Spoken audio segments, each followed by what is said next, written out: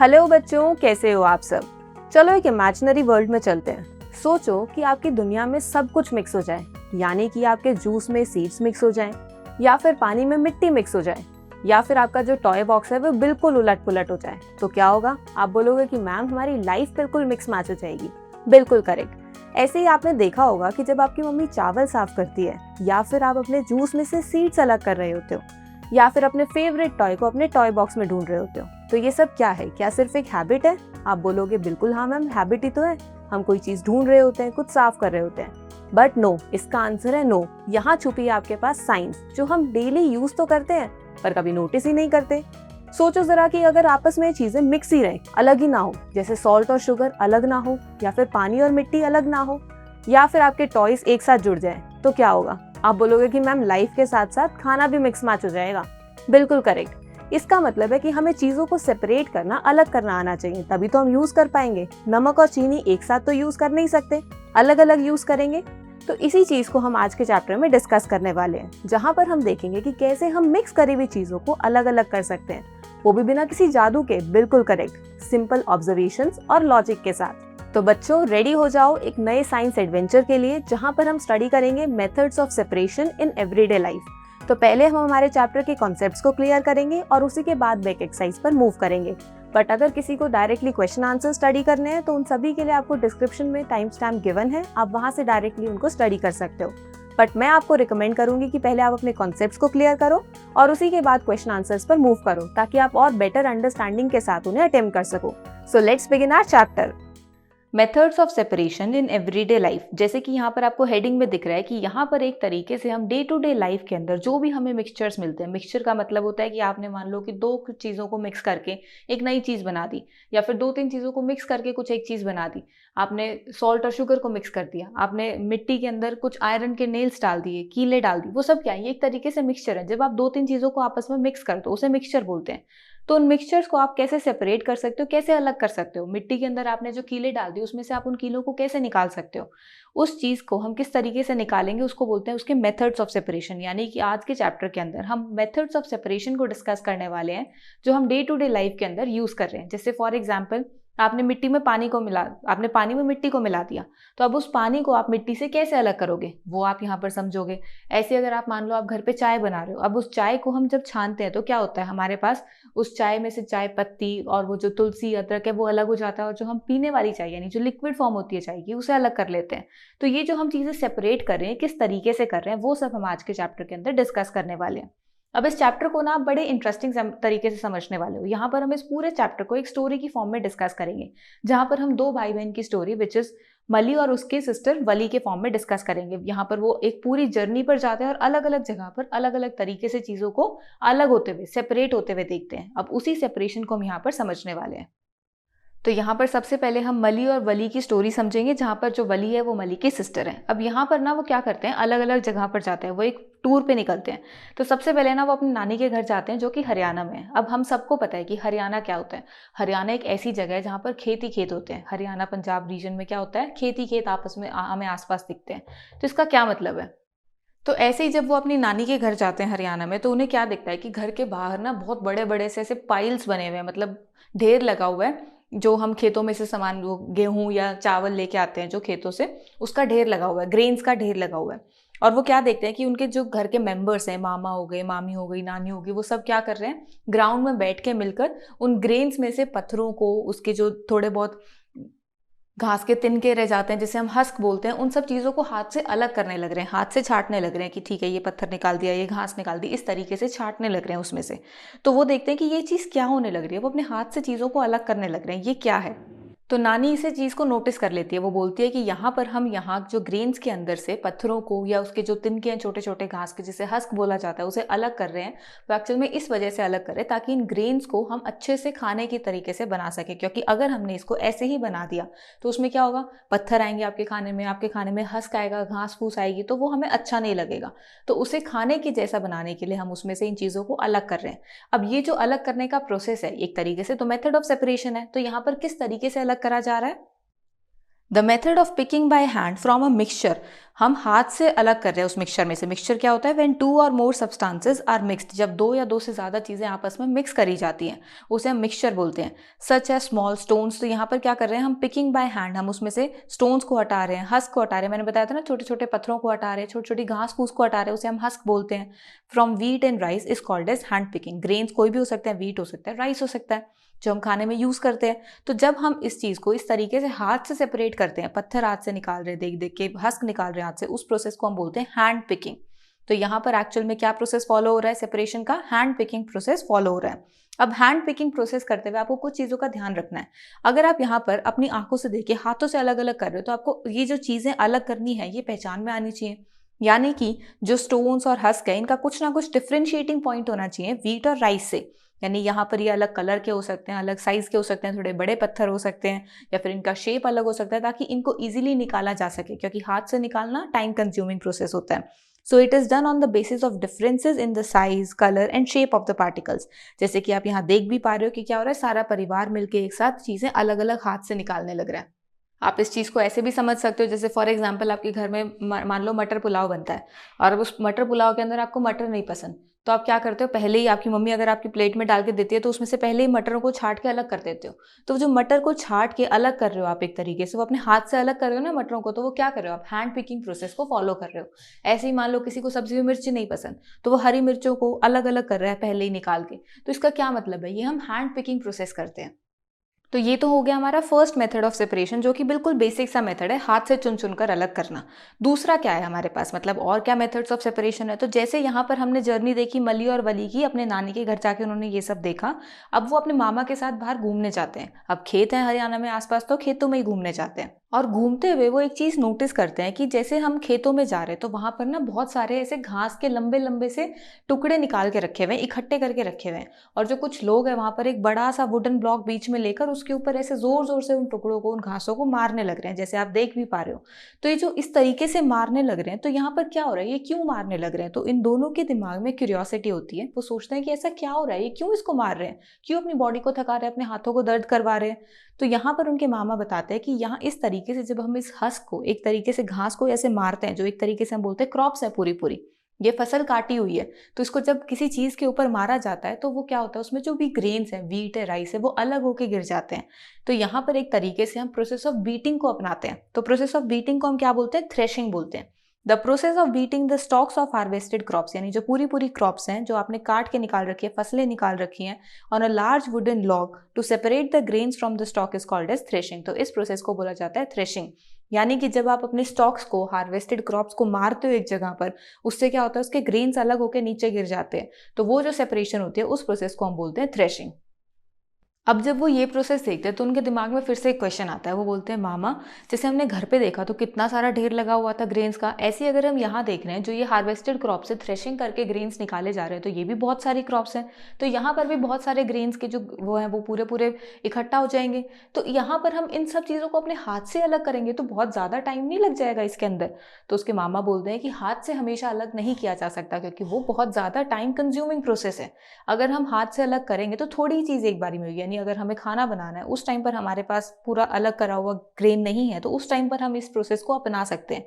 लेकिन अगर मुझे लार्ज स्केल पर बहुत सारे ग्रेन्स को ऐसे सेपरेट करना है, प्योर करना है, तो वहां पर हमें दूसरे दूसरे मेथड्स को अपनाया जाता है। जैसे फॉर एग्जाम्पल आप सबने घरों में देखा होगा कि कुछ छाछ टाइप की एक चीज होती है, जैसे एक तरीके से आप बोल सकते हो कि एक ट्रे होती है, आपको स्क्रीन पर भी दिख रहा होगा, ये बैम्बू ट्रे होती है या फिर स्टील के भी होते हैं ये छाछ, जिसमें क्या होता है, आपके घरों में आपकी मम्मी या फिर आपके घर में जो भी ये करता है, उसके पास वो अपने ग्रेन्स को उसमें डालता है और फिर जोर जोर से इसको पटकता है, मतलब ऊपर नीचे हिलाता है, जिससे क्या होता है, ग्रेन्स थोड़े पीछे आ जाते हैं और उसमें जो कुछ मिट्टी या कुछ और छोटे छोटे जो भी पत्थर वगैरह होते हैं, वो थोड़े आगे निकल जाते हैं, तो वो आराम से निकाले जा सकते हैं उसमें से। तो ये थोड़ा सा एक फास्ट प्रोसेस हो जाता है।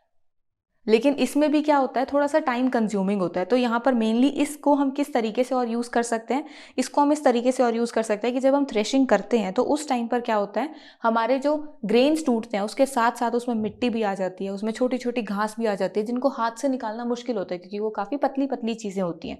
तो उस टाइम पर हम इस बैम्बू ट्रे को, इस छाछ को यूज़ करते हैं। सो उसे कैसे यूज़ करा जाता है, जैसे फॉर एग्जांपल आप यहाँ पर देख रहे हो कि जो फार्मर है इसने छाछ हाथ में ले रखा है, ये बैम्बू ट्रे हाथ में ले रखी है जिसमें ग्रेन्स हैं, और ये ना डायरेक्शन ऑफ विंड को देखता है कि हवा कहाँ से आ रही है, तो उसके साथ ये खड़ा हो जाता है।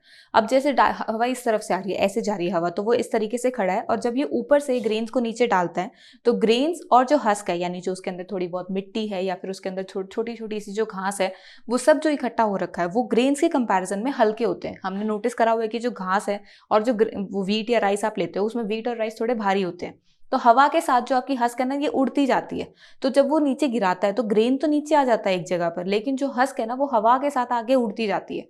यानी यहाँ पर हम हस्क को और ग्रेन्स को इजीली इस तरीके से सेपरेट कर सकते हैं। तो जब हम विंड की हेल्प से, इस बैम्बू ट्रे से इस तरीके से सेपरेशन करते हैं विंड की हेल्प के साथ, तो उस प्रोसेस को हम बोलते हैं विनोइंग। तो यहाँ पर आप विनोइंग को कैसे डिफाइन करोगे? The method of separating heavier and lighter components of a mixture by wind or by blowing air is called as winnowing, in which the husk being lighter moves away with wind and grains being heavier falls below। तो यहाँ पर क्या हो रहा है, हम heavier और lighter components, heavier हमारे grains है, lighter हमारा husk वाला component है, उनको जब हम separate करते हैं wind या फिर blowing air यानी जो चलती हवाएं हैं उनकी हेल्प से, तो उस प्रोसेस को हम बोलते हैं विनोइंग। जिसके अंदर क्या होता है, जो हस्क होता है वो हल्का होता है तो वो आगे चला जाता है, और जो हमारे ग्रेन्स होते हैं वो हैवी होते हैं तो वो वहीं गिर जाते हैं, यानी हस्क आपके जो विंड के साथ है वो आगे चला जाता है। सो इस तरीके से विनोइंग की हेल्प से हम इजीली हमारे ग्रेन्स को हस्क से सेपरेट कर सकते हैं। तो यहाँ पर आप सबके दिमाग में जो कंफ्यूजन क्रिएट हो रही होगी कि हम ये विनोइंग प्रोसेस क्या बंद कमरे में कर सकते हैं, तो आपको उसका आंसर मिल गया होगा कि बंद कमरे में हम इस विनोइंग प्रोसेस को नहीं कर सकते, क्योंकि विनोइंग प्रोसेस के लिए हमें हवा चाहिए होती है। हवा आएगी तो वो ग्रेन्स को उस हस्क से सेपरेट कर देगी। अब जो ये वाला प्रोसेस है इसमें भी क्या होता है, फार्मर्स को टाइम लगता है। हर एक बार अगर आप इस तरीके से बैम्बू ट्री से करोगे, प्रोसेस हो जाएगा नो डाउट, पर उसमें टाइम लगेगा। तो आजकल और ज़्यादा टेक्नोलॉजिकल एडवांसमेंट्स होने लगी हैं, जिसमें आजकल तो आपके पास और मशीन्स आने लग गई हैं जिन्हें हम बोलते हैं थ्रेशर्स, जो आपको यहाँ पर दिख भी रही होंगी। थ्रेशर्स कुछ ऐसी मशीन्स होती हैं जो आपकी थ्रेशिंग और विनोइंग दोनों प्रोसेस को कर देते हैं। यानी कि now due to technological advancement machines like threshers कुछ ऐसी मशीन होती हैं जो कि थ्रेशिंग और विनोइंग, यानी कि हमारे पास जो प्रोसेस थे ना सेपरेट करने के लिए, जिसमें पहले हम बीट कर रहे थे और फिर हवा के उससे हम उसको सेपरेट कर रहे थे, तो उन दोनों ही प्रोसेस को मशीन के अंदर कर दिया जाता है। बस आपको क्रॉप्स को काटना है, फसलों को काटना है, आपके जो हार्वेस्टेड क्रॉप्स हैं उन्हें आपको इस थ्रेशर के अंदर डालना है और वो ईजिली आपके सेपरेट होके आ जाएंगे, यानी थ्रेशिंग और विनोइंग प्रोसेस दोनों हो जाएंगे। तो बहुत ज़्यादा टाइम बचता है यहाँ पर फार्मर्स का, तो वो ईजिली अपने ग्रेन्स को फिर मार्केट में लेके जा सकते हैं। अब यहाँ पर जो मली और वली है, उन्होंने अपने हरियाणा में नानी के घर में तो आसपास घूम के काफ़ी सारी चीज़ें देख ली, तो अब वो चाहते हैं कि वो दूसरी जगह पर जाके देखें। तो वो अब अपनी फैमिली के साथ अहमदाबाद के टूर पे चले जाते हैं, अपने पापा के फ्रेंड के घर पे।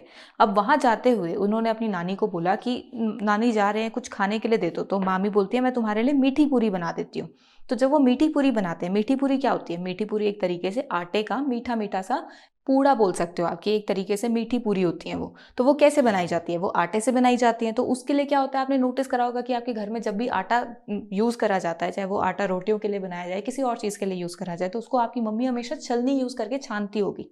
और उस छानने से क्या होता है, उसमें ऊपर छलनी के कुछ पार्टिकल्स रह जाते हैं, यानी कुछ ऊपर रह जाता है, और कुछ जो आटा होता है वो नीचे हमारे पास जो भी हम बर्तन यूज़ करते हैं उसके अंदर आ जाता है। तो ये जो छानना होता है ये क्यों करते हैं हम ऑलरेडी हमारे ग्रेन्स को इतना साफ करके लेके आए हुए हैं, फिर हमने उससे आटा बना लिया, उसके बाद हम उसे छान भी रहे हैं, ये सब क्यों कर रहे हैं?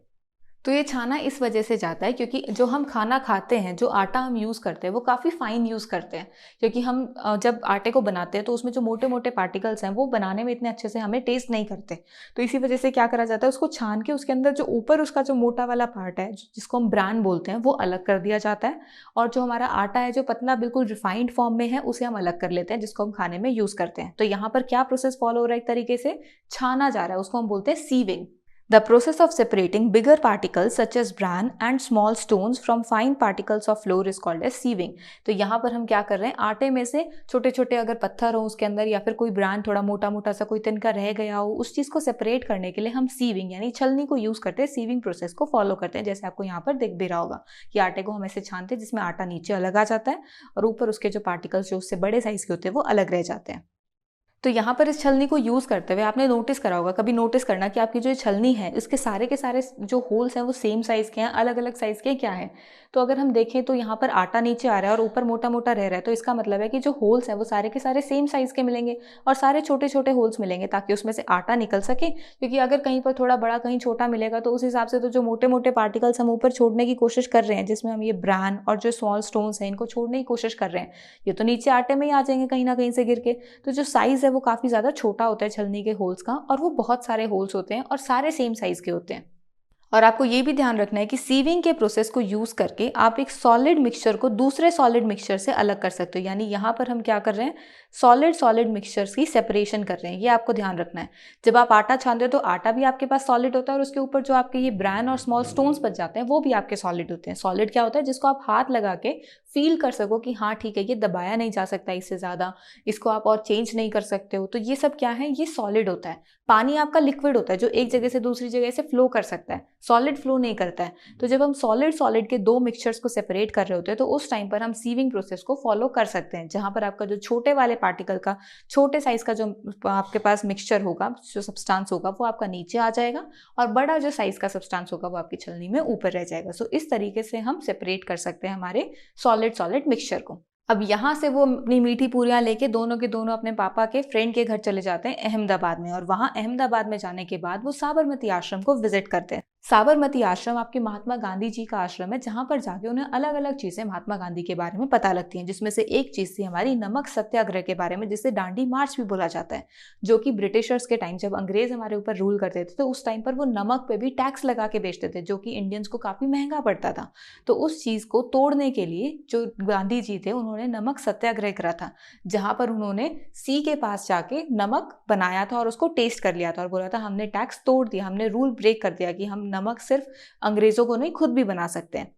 तो उन्हें इस चीज़ के बारे में पता लगता है। अब यहाँ पर अगर आपने कुछ नोटिस करा हो, मैंने बोला कि गांधी जी समुद्र के पास गए, वहाँ उन्होंने बोला कि हमने नमक बना लिया और टेस्ट कर लिया। समुद्र के पास जाके उन्होंने नमक बनाया, इसका क्या मतलब हुआ? यानी कि नमक का कुछ लिंक समुद्र के साथ है? बिल्कुल है। आपने सुना होगा ना कि जो समुद्र का पानी होता है, जो सी वाटर होता है, वो खारा होता है, सॉल्टी होता है, उसको टेस्ट नहीं करा जा सकता वो। तो वो सॉल्टी क्यों होता है? क्योंकि उसके अंदर नमक होता है, सॉल्ट होता है। नमक क्या होता है एक्चुअल में? आपका जो घर में आप कॉमन सॉल्ट यूज करते हो वही तो नमक होता है। तो वो जो नमक है वो एक्चुअल में आपके सी वाटर, समुद्र के पानी से ही आ रहा होता है, लेकिन आप ऐसे डायरेक्टली उसे यूज नहीं कर सकते हो, क्योंकि समुद्र के पानी में सिर्फ नमक ही नहीं और भी बहुत सारी चीजें मिक्स हो रखी होती हैं। तो आपको उसको अच्छे से प्योरीफाई करना पड़ता है ताकि आप उसे यूज कर सको। तो यहाँ पर क्या होता है, नमक which is common salt is prepared from the sea water, as sea water is a mixture of salt and some other substances dissolved in it. जो नमक है आपका वो आप सी वाटर से सेपरेट करके प्रिपेयर कर सकते हो, जहाँ पर आप देखोगे कि जो सी वाटर है वो सिर्फ नमक ही नहीं और भी अलग अलग चीज़ों से बना हुआ है, जिसमें अलग अलग चीज़ें आपकी पानी में मिक्स हो रखी हैं। अब जब आप सी वाटर से इसको अलग करते हो तो सबसे पहले तो आपको सी वाटर से इन सभी चीज़ों को हटाना पड़ेगा, तभी आपका क्या होता है, नमक अलग होगा। तो इसके लिए आप क्या प्रोसेस फॉलो करते हो? So to obtain salt the sea water is kept in shallow pits. जैसे आप यहाँ देख भी पा रहे हो, छोटे छोटे थोड़े थोड़े गड्ढे से खोद के समुद्र के पास ही ऐसे एक एरिया बना लिया जाता है जहाँ पर डायरेक्ट सनलाइट आती है। So to obtain salt the sea water is kept in shallow pits. उन छोटे जो कुछ गड्ढे खोद के बना रखे हैं अच्छे से, उनके अंदर क्या होता है, सी वाटर को डाल के छोड़ा जाता है to expose to sunlight and air, ताकि वो कुछ टाइम के लिए, कुछ दिनों के लिए एटमॉस्फेयर में ऐसे एक्सपोज रहें, खुले रहें। जिससे क्या होता है, हमने अभी पढ़ा था पिछले चैप्टर में कि जब कुछ इस तरीके से एक्सपोज कर दिया जाता है, गड्ढों का पानी उड़ जाता है, तो वहां पर क्या हो रहा है, द इवेपोरेशन हो रहा होता है। हमने देखा था ना पिछले चैप्टर के अंदर। So in few days water gets evaporated. तो यहाँ पर क्या हो रहा है, आपका जो वाटर है वो इवेपोरेट हो जाता है, leaving behind a solid mixture. जिससे क्या होता है, जो भी उसके अंदर मिक्स हो रखा था, पानी तो उड़ गया, अब जो उसके अंदर मिक्सचर था वो नीचे रह जाएगा। Which further purified to obtain salt, जिसको फर्दर आप प्योरीफाई करते हो अपने सॉल्ट को ऑब्टेन करने के लिए, क्योंकि जैसे मैंने आपको बताया था कि सी वाटर के अंदर सिर्फ सॉल्ट ही नहीं बाकी और सब्सटेंसेस भी होते हैं। तो आप जब सी वाटर के पानी को उड़ा देते हो, इवेपोरेट करवा देते हो, तो उसके अंदर सॉल्ट और वो सब्सटेंस जो बाकी हैं वो बच जाते हैं। अब उन सब्सटेंसेस से आपको अगर सॉल्ट सेपरेट करना है तो आपको प्योरीफिकेशन करनी पड़ती है। तो वो प्योरीफिकेशन करके आप अपने सॉल्ट को अब बना सकते हो, आप सॉल्ट को ऑब्टेन कर सकते हो।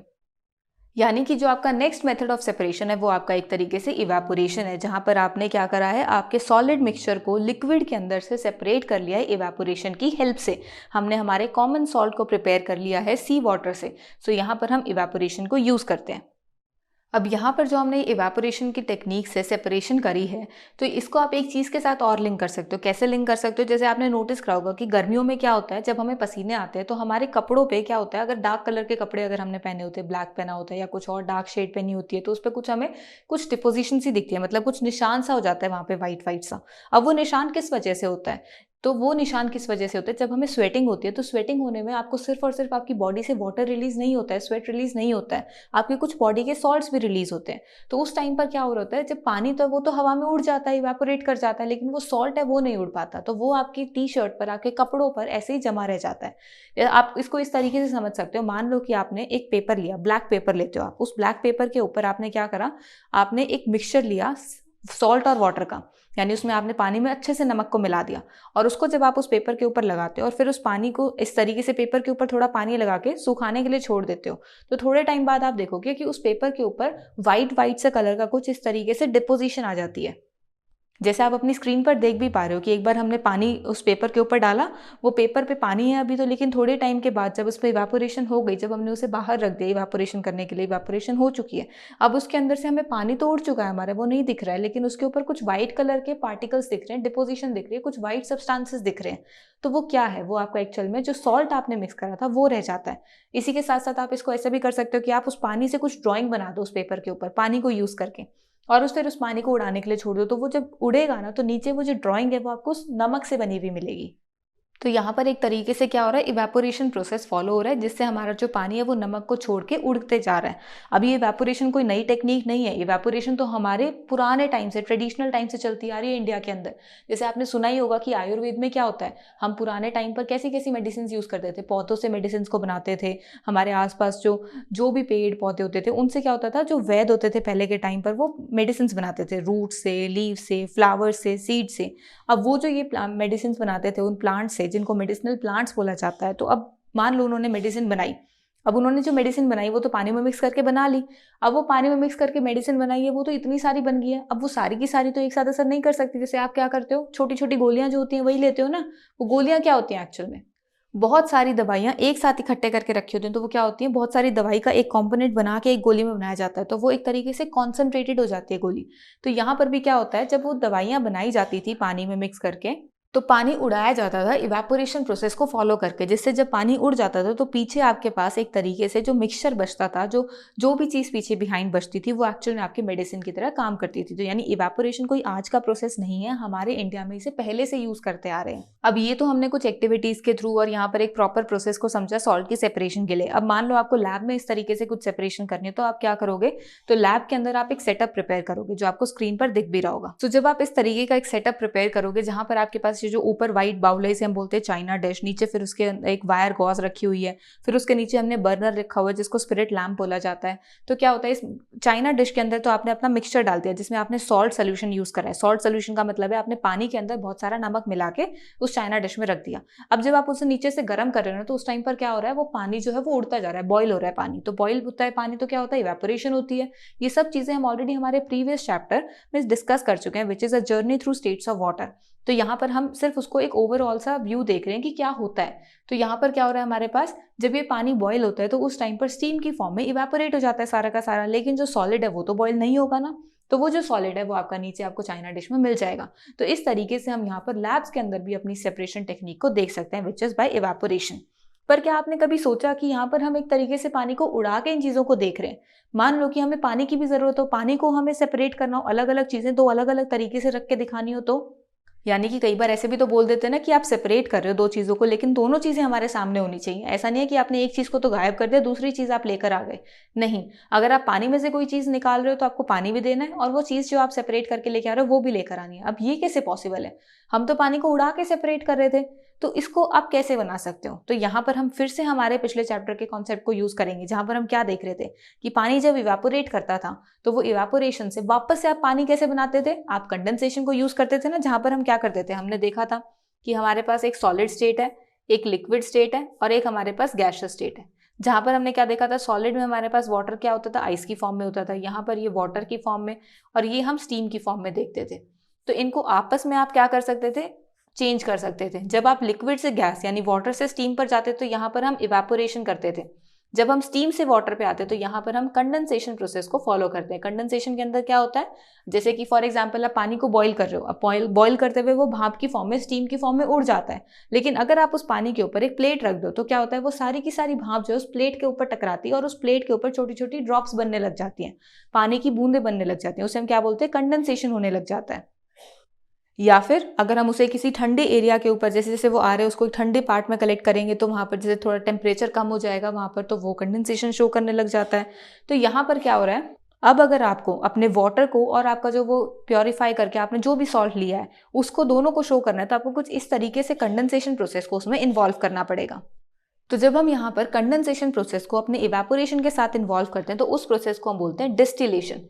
अब डिस्टिलेशन के अंदर क्या करा जाता है, डिस्टिलेशन का वैसे पूरा सेटअप एक डिफरेंट सेटअप होता है जो हम लैब्स में यूज करते हैं, पर आप लोगों के लिए अभी एक सिंपल सा सेटअप मैंने आपकी स्क्रीन पर शो करा है, जहां पर एक तरीके से केटल के साथ हम डिस्टिलेशन कर रहे हैं।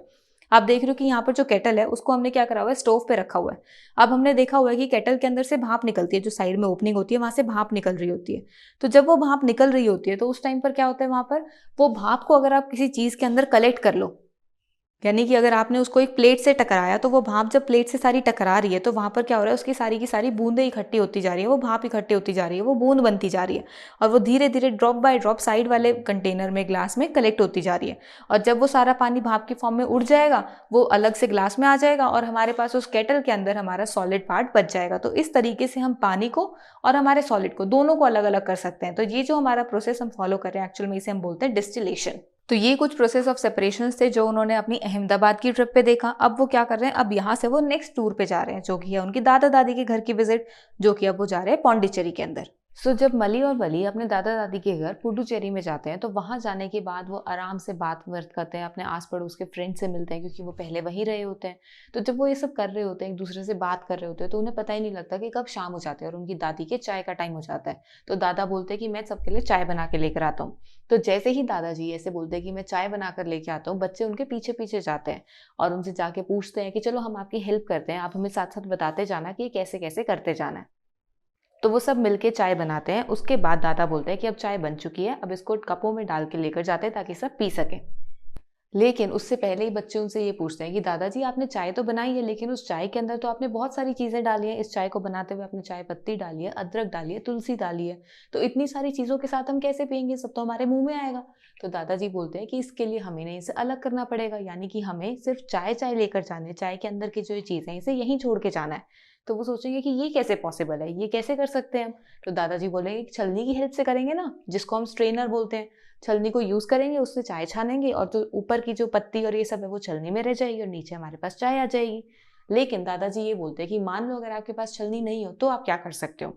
तो वो बोलेंगे कि आप उस चाय को धीरे धीरे से डालो, जिससे क्या होता है आपकी जो ये बाहरी चीजें हैं, चाय पत्ती हो गई या फिर अदरक हो गई, तुलसी हो गई, ये सब पीछे रह जाएगा और आपकी चाय आसानी से अंदर बाहर आ जाएगी। जैसे कि आपने देखा भी होगा कि जब भी हम पानी के अंदर मिट्टी मिलाते हैं तो वो क्या होता है, सबसे पहले आपका जो ग्लास है वो पूरा का पूरा मिट्टी से भर जाता है, हमें आसपास सिर्फ और सिर्फ उस ग्लास में मिट्टी दिख रही होती है। लेकिन जैसे ही उस ग्लास को मैं थोड़ी देर के लिए 5 से 7 मिनट के लिए ऐसे स्टेबल छोड़ देंगे, उसको अलग रख देते हैं, तो उस टाइम पर वहाँ पे क्या होता है, वो धीरे धीरे वो मिट्टी जो है वो नीचे बैठने लग जाती है, नीचे सेटल डाउन होने लग जाती है और फिर आप आराम से उसको पानी को उसमें से अलग कर सकते हो। तो इसका क्या मतलब है कि हम यहाँ पर एक प्रोसेस को फॉलो कर रहे हैं, जिस प्रोसेस की हेल्प से हम उस मिट्टी से पानी को अलग कर पा रहे हैं जो हमने एक बारी के टाइम पर मिक्स कर दिया था। सेम चीज हमारी चाय पत्ती के साथ हो रही है। जब हम चाय बना रहे हैं तो उस टाइम पर हमने उसमें बहुत सारी चीजें मिक्स कर दी हैं जो अब उस चाय के अंदर पूरे तरीके से घूम रही है, लेकिन जैसे ही हमने उसको 2 मिनट के लिए छोड़ा, वो चाय की जो जो भी सॉलिड चीजें थी, चाय पत्ती हो गई, जिंजर हो गया, जो भी था वो सब चाय में नीचे बैठ गया और अब आराम से आप उस पतीले से चाय को निकाल सकते हो। तो ये तो हम हमारी लैंग्वेज में समझा रहे हैं कि इस तरीके से हम कर सकते हैं, बट साइंटिफिकली हम इसे डिफाइन कैसे करेंगे कि ये जो हम प्रोसेस फॉलो कर रहे हैं सेपरेशन का, इसको हम बोलते क्या है। तो इसको आप कैसे डिफाइन करोगे? The process of settling down of heavier insoluble components at the bottom of liquid is called as sedimentation। यानी यहाँ पर क्या बोला है कि जब भी हमारे पास एक लिक्विड कंटेनर होता है या फिर लिक्विड होता है, उसके अंदर काफ़ी सारी चीज़ें मिक्स हो रखी हैं जो सॉलिड है, जब उसको आप थोड़ी देर के लिए छोड़ देते हो तो वो क्या हो जाता है, वो सेटल डाउन हो जाता है, जिससे हमारे पास जब नीचे जो बचता है उसको हम सेडिमेंट बोलते हैं और उस प्रोसेस को बोलते हैं sedimentation. And when the liquid is remove by tilting the vessel, आप क्या करते हो, फिर बस उसको हल्का सा टिल्ट करोगे वेसल को और वो उसमें से जो पानी है, जो लिक्विड है, वो नीचे निकल आएगा और वो जो सॉलिड है वो पीछे रह जाएगा। उस टाइम पर उस टिल्टिंग प्रोसेस को हम बोलते हैं डिकेंटेशन। यानी यहाँ पर हम 2 स्टेप्स को फॉलो कर रहे हैं, सबसे पहले सेडिमेंटेशन होता है, फिर डिकेंटेशन होता है। इसको आप ऐसे भी समझ सकते हो, जैसे चावल धोते हैं ना घर पे, तो चावल धोते टाइम क्या होता है, उसको वॉश करते हैं और उसके बाद चावलों का जब पानी निकालते हैं तो धीरे धीरे करके वो पानी बाहर निकाला जाता है। उससे क्या होता है, चावल नीचे नहीं गिरते लेकिन पानी सारा बाहर आ जाता है। तो इसको आप और कहाँ पर अप्लाई कर सकते हो, cleaning of rice and pulses bye washing them. जब आप दाल को चावल को धोते हो तो उस टाइम पर क्या होता है, उसमें से पानी निकालते हो, वो चावल और दाल वो जो पीछे रह जाती है, वो आप उस टाइम पर सेडिमेंटेशन और डिकेंटेशन प्रोसेस को फॉलो कर रहे होते हो। या फिर separation of oil and water, oil और वाटर का सेपरेशन भी, जैसे हमने पहले वाले चैप्टर्स में देखा है कि ऑयल और वाटर आपस में मिक्स नहीं होते। मिक्स नहीं होते तो इसका मतलब है कि जब भी आप ऑयल और वाटर को एक साथ डालोगे तो ऑयल की एक अलग लेयर बनेगी और वाटर की एक अलग लेयर बनेगी, और जब आप उसको 2-4 मिनट के लिए ऐसे ही छोड़ दोगे तो वो लेयर प्रॉपरली सेपरेट होती हुई दिखेगी आपको। तो आप थोड़ा सा टिल्ट करके पहले उसमें से ऑयल निकाल सकते हो, पीछे जो बच जाएगा आपके पास वाटर बचेगा। पर क्या आपने कभी नोटिस करा है कि जब भी हम इस तरीके से चीज़ों को साफ करते हैं, चावलों को धोते हैं, दालों को धोते हैं, या फिर चाय छानते हैं, इस तरीके से चाय निकालते हैं, या फिर अगर हम ऑयल और वाटर को ही सेपरेट करेंगे तो वो पूरे तरीके से सेपरेशन नहीं होती। जैसे अगर आप चाय बिना छलनी को यूज़ के निकालोगे तो आपकी कुछ ना कुछ चाय पीछे बचेगी, क्योंकि अगर आप उसको पूरा निकालने की कोशिश करोगे तो उसमें से जो चीज़ें हैं, चाय पत्ती वगैरह, वो आपके कप में आ जाएगी। ऐसे अगर आप चावलों के अंदर से पूरा पानी निकालने की कोशिश करोगे बिना उसके किसी सपोर्ट के, बिना उसके आगे कुछ लगाए, तो चावल नीचे गिरेंगे ही गिरेंगे लास्ट में। या फिर अगर आप ऑयल और वाटर को सेपरेट करते हो तो उस टाइम पर भी ऑयल की कुछ बूंदें तो पानी के ऊपर रह जाती हैं, तो उसको आपको थोड़ा सा पार्ट जो है ना वो डिस्कार्ड यानी कि वेस्ट की फॉर्म में निकालना पड़ता है जब आप उनको सेपरेट करते हो चीज़ों को।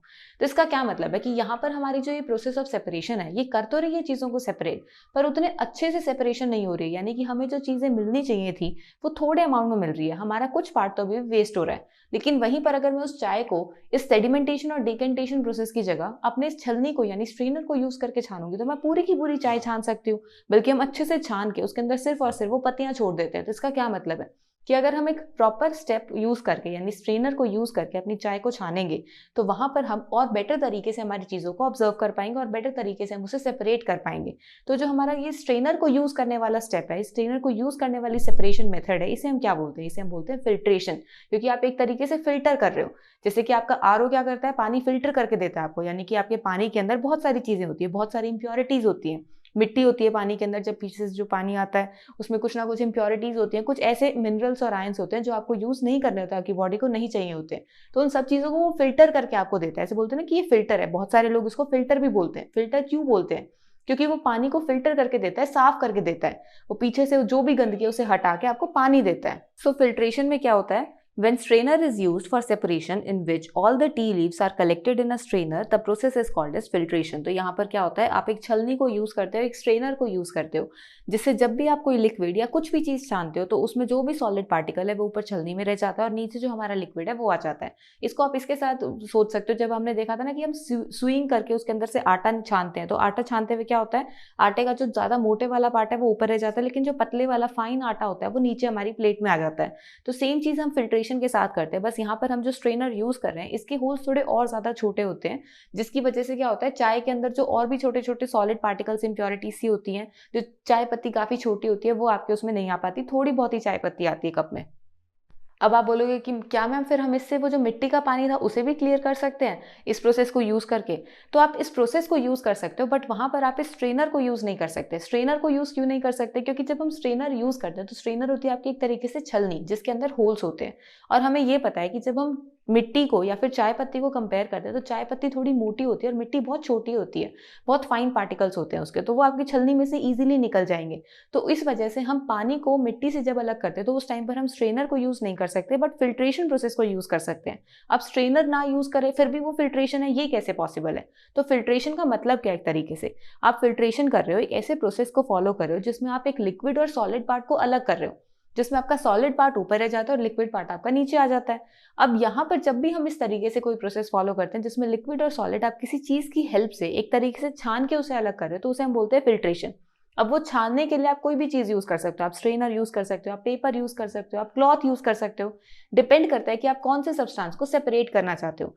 जैसे कि अगर आपको यहाँ पर आपकी मिट्टी को सेपरेट करना है तो हम यूजुअली क्या करते हैं, आप किसी कपड़े को यूज करके उसकी सेपरेशन कर सकते हो। आपने देखा होगा कि बहुत सारे लोग क्या करते हैं, दही को कपड़े में बांध के लटका देते हैं, जिससे क्या होता है उसका पानी स्ट्रेन आउट हो जाता है और वो जो हंग कर्ड बनती है ना वो बन जाती है। तो यहाँ पर भी सेम चीज हो सकती है, आप इस कपड़ा लो जो थोड़ा सा सॉफ्ट सा हो, उसको आप छलनी की तरह यूज करो, ग्लास के ऊपर प्लेस करो और अपनी मिट्टी वाले पानी को उसके अंदर डाल दो, जिससे क्या होगा, आपकी मिट्टी उस कपड़े के ऊपर रह जाएगी, क्योंकि कपड़े के होल्स बहुत ही छोटे होते हैं, उसमें से आपकी मिट्टी निकल के नीचे नहीं जा सकती और जो पानी है वो आपका नीचे आ जाएगा। या फिर लैब्स में हम क्या करते हैं, हम फिल्टर पेपर को यूज़ करते हैं। कुछ इस तरीके का आपके पास एक सर्कुलर फिल्टर पेपर होता है। अब ये प्रॉपर सर्कल नहीं है क्योंकि मैंने खुद ही बनाया हुआ है, थोड़ा रफ सी अरेंजमेंट है। तो इसको हम क्या करते हैं, फोल्ड करते हैं इसके अंदर। पहले हम इसको हाफ फोल्ड करेंगे, उसके बाद हम इसको फर्दर हाफ फोल्ड करेंगे, यानी टोटल हम इसके 2 फोल्ड्स करते हैं। इसके बाद यहाँ पर हम इसको ऊपर से ओपन करेंगे और इसकी एक एंड से इसको इस तरीके से एक का कोन बना देंगे इसका।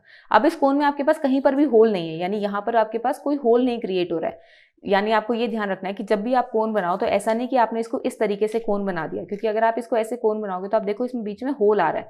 लेकिन अगर आपने इसको ऐसे कोन बनाया इसका, तो इसमें क्या आ रहा है, आपके पास कोई होल नहीं आ रहा। तो जब भी आप इसमें कुछ डालोगे वो सिर्फ लिक्विड ही बाहर जाएगा, उसका कोई भी सॉलिड पार्ट बाहर नहीं आएगा। तो हम लैब्स के अंदर फिल्टर पेपर को यूज करते हैं जो कि फिल्ट्रेशन प्रोसेस को बहुत अच्छे से करवाता है। अगर आप नॉर्मल पेपर को यूज करोगे ना तो वो पानी के साथ फट जाएगा, लेकिन फिल्टर पेपर आपका पानी के साथ नहीं फटता है। तो हम यहाँ पर 2 फोल्ड्स के साथ एक कोन की प्रिपरेशन करते हैं। आपको यहाँ पर स्क्रीन पर दिख भी रहा होगा, इस तरीके से हम पहले उसको हाफ फोल्ड करेंगे, फिर उसको दोबारा फोल्ड करेंगे और उसके बाद हमारे कोन की फॉर्मेशन करेंगे। अब उस कोन को आप फनल के ऊपर प्लेस करते हो और उस फनल के नीचे आप एक बीकर या फिर कोई भी फ्लास्क वगैरह प्लेस कर लेते हो जिसमें आपको लिक्विड को कलेक्ट करना है, और ऊपर से उसके अंदर अपना जो भी मड वाटर है या फिर जो भी चीज़ आपको सेपरेट करनी है वो आप ऊपर से डाल देते हो। जिससे क्या होता है, आपका लिक्विड पार्ट तो नीचे आपने जो भी कंटेनर कंसीडर करा है उसमें आ जाएगा, और जो आपके ऊपर सॉलिड पार्ट है, अगर आपने मड वाटर या मिट्टी वाला पानी कंसीडर करा है तो आपकी जो मिट्टी, जो सैंड, जो मड है वो आपके ऊपर फिल्टर पेपर के ऊपर आ जाएगी।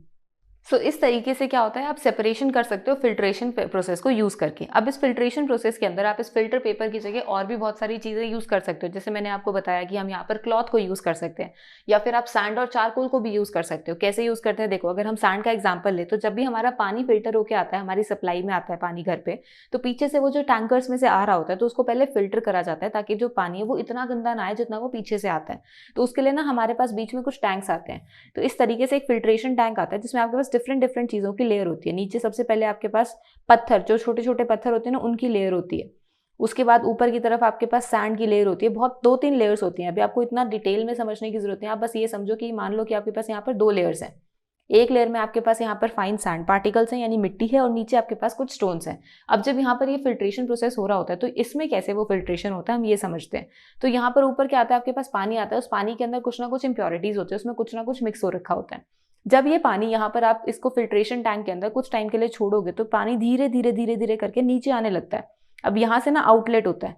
अब ये आउटलेट अगर सबसे नीचे है, इसका मतलब पानी को बिल्कुल नीचे आना पड़ेगा। और जब वो पानी नीचे आ रहा होता है, मान लो कि इसके अंदर कोई इंप्योरिटी है जिसका साइज ये है, अब इस साइज की इंप्योरिटी सैंड में से तो पास नहीं कर सकती, क्योंकि सैंड क्या है, बहुत छोटे छोटे पार्टिकल्स हैं जो कि आपस में बहुत ज्यादा क्लोज पैक हो जाते हैं। और गीली मिट्टी तो एक लेयर सी बना लेती है, यहाँ पानी होने की वजह से वो गीली तो हो ही जाएगी। और फिर उसके बाद अगर आप देखोगे तो जो ये पार्टिकल है आपका, जो भी ये सब्सटेंस है, इस मिट्टी के अंदर से तो पास नहीं कर सकता, यानी कि ये मिट्टी के ऊपर यहाँ पे रह जाएगा और आपका पानी पानी नीचे सीप कर जाएगा, पानी पानी नीचे आ जाएगा। मिट्टी में से धीरे धीरे करके नीचे तो पानी जाता ही है। जैसे आप पौधों को पानी देते हो तो आप जैसे ही ऊपर पानी डालते हो वो धीरे धीरे करके पूरे गमले में चला जाता है ना। वो क्यों जाता है, क्योंकि पानी धीरे धीरे धीरे धीरे नीचे मूव करता है। अब यहाँ पर इतना पानी नहीं है कि सिर्फ मिट्टी मिट्टी एब्जॉर्ब कर ले, वो इतना सारा पानी है, तो इस वजह से मिट्टी से नीचे पानी निकलेगा। अब वो थोड़ा बहुत तो मिट्टी को भी अपने साथ लेके जाएगा पानी, तभी तो हमारे घर पे जो पानी आता है उसमें थोड़ी बहुत मिट्टी आती ही आती है। और उसके बाद नीचे हमारे पास कुछ स्टोन्स आ जाते हैं जो कुछ मिट्टी वगैरह के जो पार्टिकल्स लेके आए उनको फिर भी थोड़ा सा आगे से एक ऑब्स्टेकल की तरह आके उसको रोक देते हैं, जिससे पानी पानी फ्लो कर जाता है। तो इससे क्या होता है, हमारे पास जो ज्यादातर हमारे पास एक प्योरीफाइड वाटर निकल के आता है, थोड़ी बहुत इंप्योरिटीज उसके अंदर बचती हैं। तो जैसे यहाँ पर हम मिट्टी को, स्टोन को यूज करें फिल्ट्रेशन प्रोसेस के लिए, तो इसी तरीके से मैं आपको समझाने की कोशिश कर रही हूँ कि फिल्ट्रेशन आप अलग अलग चीजों को यूज करके कर सकते हो। क्लॉथ को यूज कर सकते हो, फिल्टर पेपर को यूज कर सकते हो, चारकोल को यूज कर सकते हो, सैंड को यूज कर सकते हो। तो यहाँ पर हम अलग अलग चीजों को यूज कर सकते हैं डिपेंडिंग अपॉन कि आपको सेपरेट क्या करना है। अगर आपको कुछ छोटे साइज का पार्टिकल सेपरेट करना है तो उसके लिए आपको उसके अकॉर्डिंग अपना फिल्ट्रेशन प्रोसेस के लिए जो भी आप सेपरेशन के लिए बीच में यूज करना चाहते हो मटेरियल, वो यूज करोगे। अगर आपको काफी छोटी छोटी चीजें सेपरेट करनी तो आप फिल्टर पेपर या क्लॉथ को यूज करोगे। अगर आपके पास थोड़ा बड़ा पार्टिकल है जो कि इजीली आप सेपरेट कर पा रहे हो तो आप कुछ इस तरीके से सैंड और स्टोन्स को यूज करके सेपरेशन कर सकते हो। जैसे आपने देखा भी होगा कि जो चाय टी बैग्स आते हैं, जैसे ग्रीन टी के बैग्स आते हैं या फिर आजकल तो जो नॉर्मल टी के बैग्स आते हैं, ये सब जो टी बैग्स होते हैं वो भी किसी पेपर से बने होते हैं। पहले वो सिल्क क्लॉथ से बने होते थे, तो कुछ ना कुछ पेपर से बने हुए होते हैं जो कि जैसे ही आप इसको पानी में डिप करते हो उसके अंदर क्या होता है, वो पानी को थोड़ा थोड़ा एब्जॉर्ब करता है, उसकी जो टी लीव्स होती हैं, और धीरे धीरे जो अपना जो टेस्ट है, अपना जो फ्लेवर है उस पानी के अंदर छोड़ता जाता है। तो ये सब क्या है, ये एक तरीके से फिल्ट्रेशन ही हो रही होती है वहां पर भी। ऐसे अगर आप अपनी स्क्रीन पर देखोगे तो आपको दिख रहा है कि कुछ फिशरमैन्स है जो बोट में हैं और अपनी फिशेस को पकड़ने की कोशिश कर रहे हैं। तो जब फिशेस को पकड़ते हैं तो क्या करते हैं, एक बड़ा सा नेट पानी में डालते हैं और उस फिर नेट को खींचते हैं। तो जब वो नेट को बाहर खींचते हैं तो उसमें काफ़ी सारी फिशेस आती हैं। अब उन फिशेस के साथ साथ अगर आप उसे पानी से बाहर खींच रहे हो नेट को, तो पानी भी ट्रैप होने की कोशिश करता है, लेकिन उस ट्रैप में रुक नहीं पाता क्योंकि पानी उस वो जो पूरा नेट है वो तो जालीदार होता है, उसमें पानी कहाँ से रुकेगा। तो जैसे वो ऊपर खींचते हो वो धीरे धीरे धीरे धीरे सारा पानी नीचे निकलने हो जाता है, लेकिन जो मछलियां हैं वो उसके अंदर फंस जाती हैं। तो इस तरीके से क्या करते हैं, हम पानी से फिशेस को सेपरेट कर लेते हैं। तो वहां पर भी हम एक तरीके से फिल्ट्रेशन का प्रोसेस फॉलो कर रहे हैं, और उस फिल्ट्रेशन में हम एक फिल्टर पेपर की जगह पर नेट को यूज कर रहे हैं, जिससे क्या हो रहा है, हमारी फिशेस जो है वो पानी से अलग हो जाती हैं।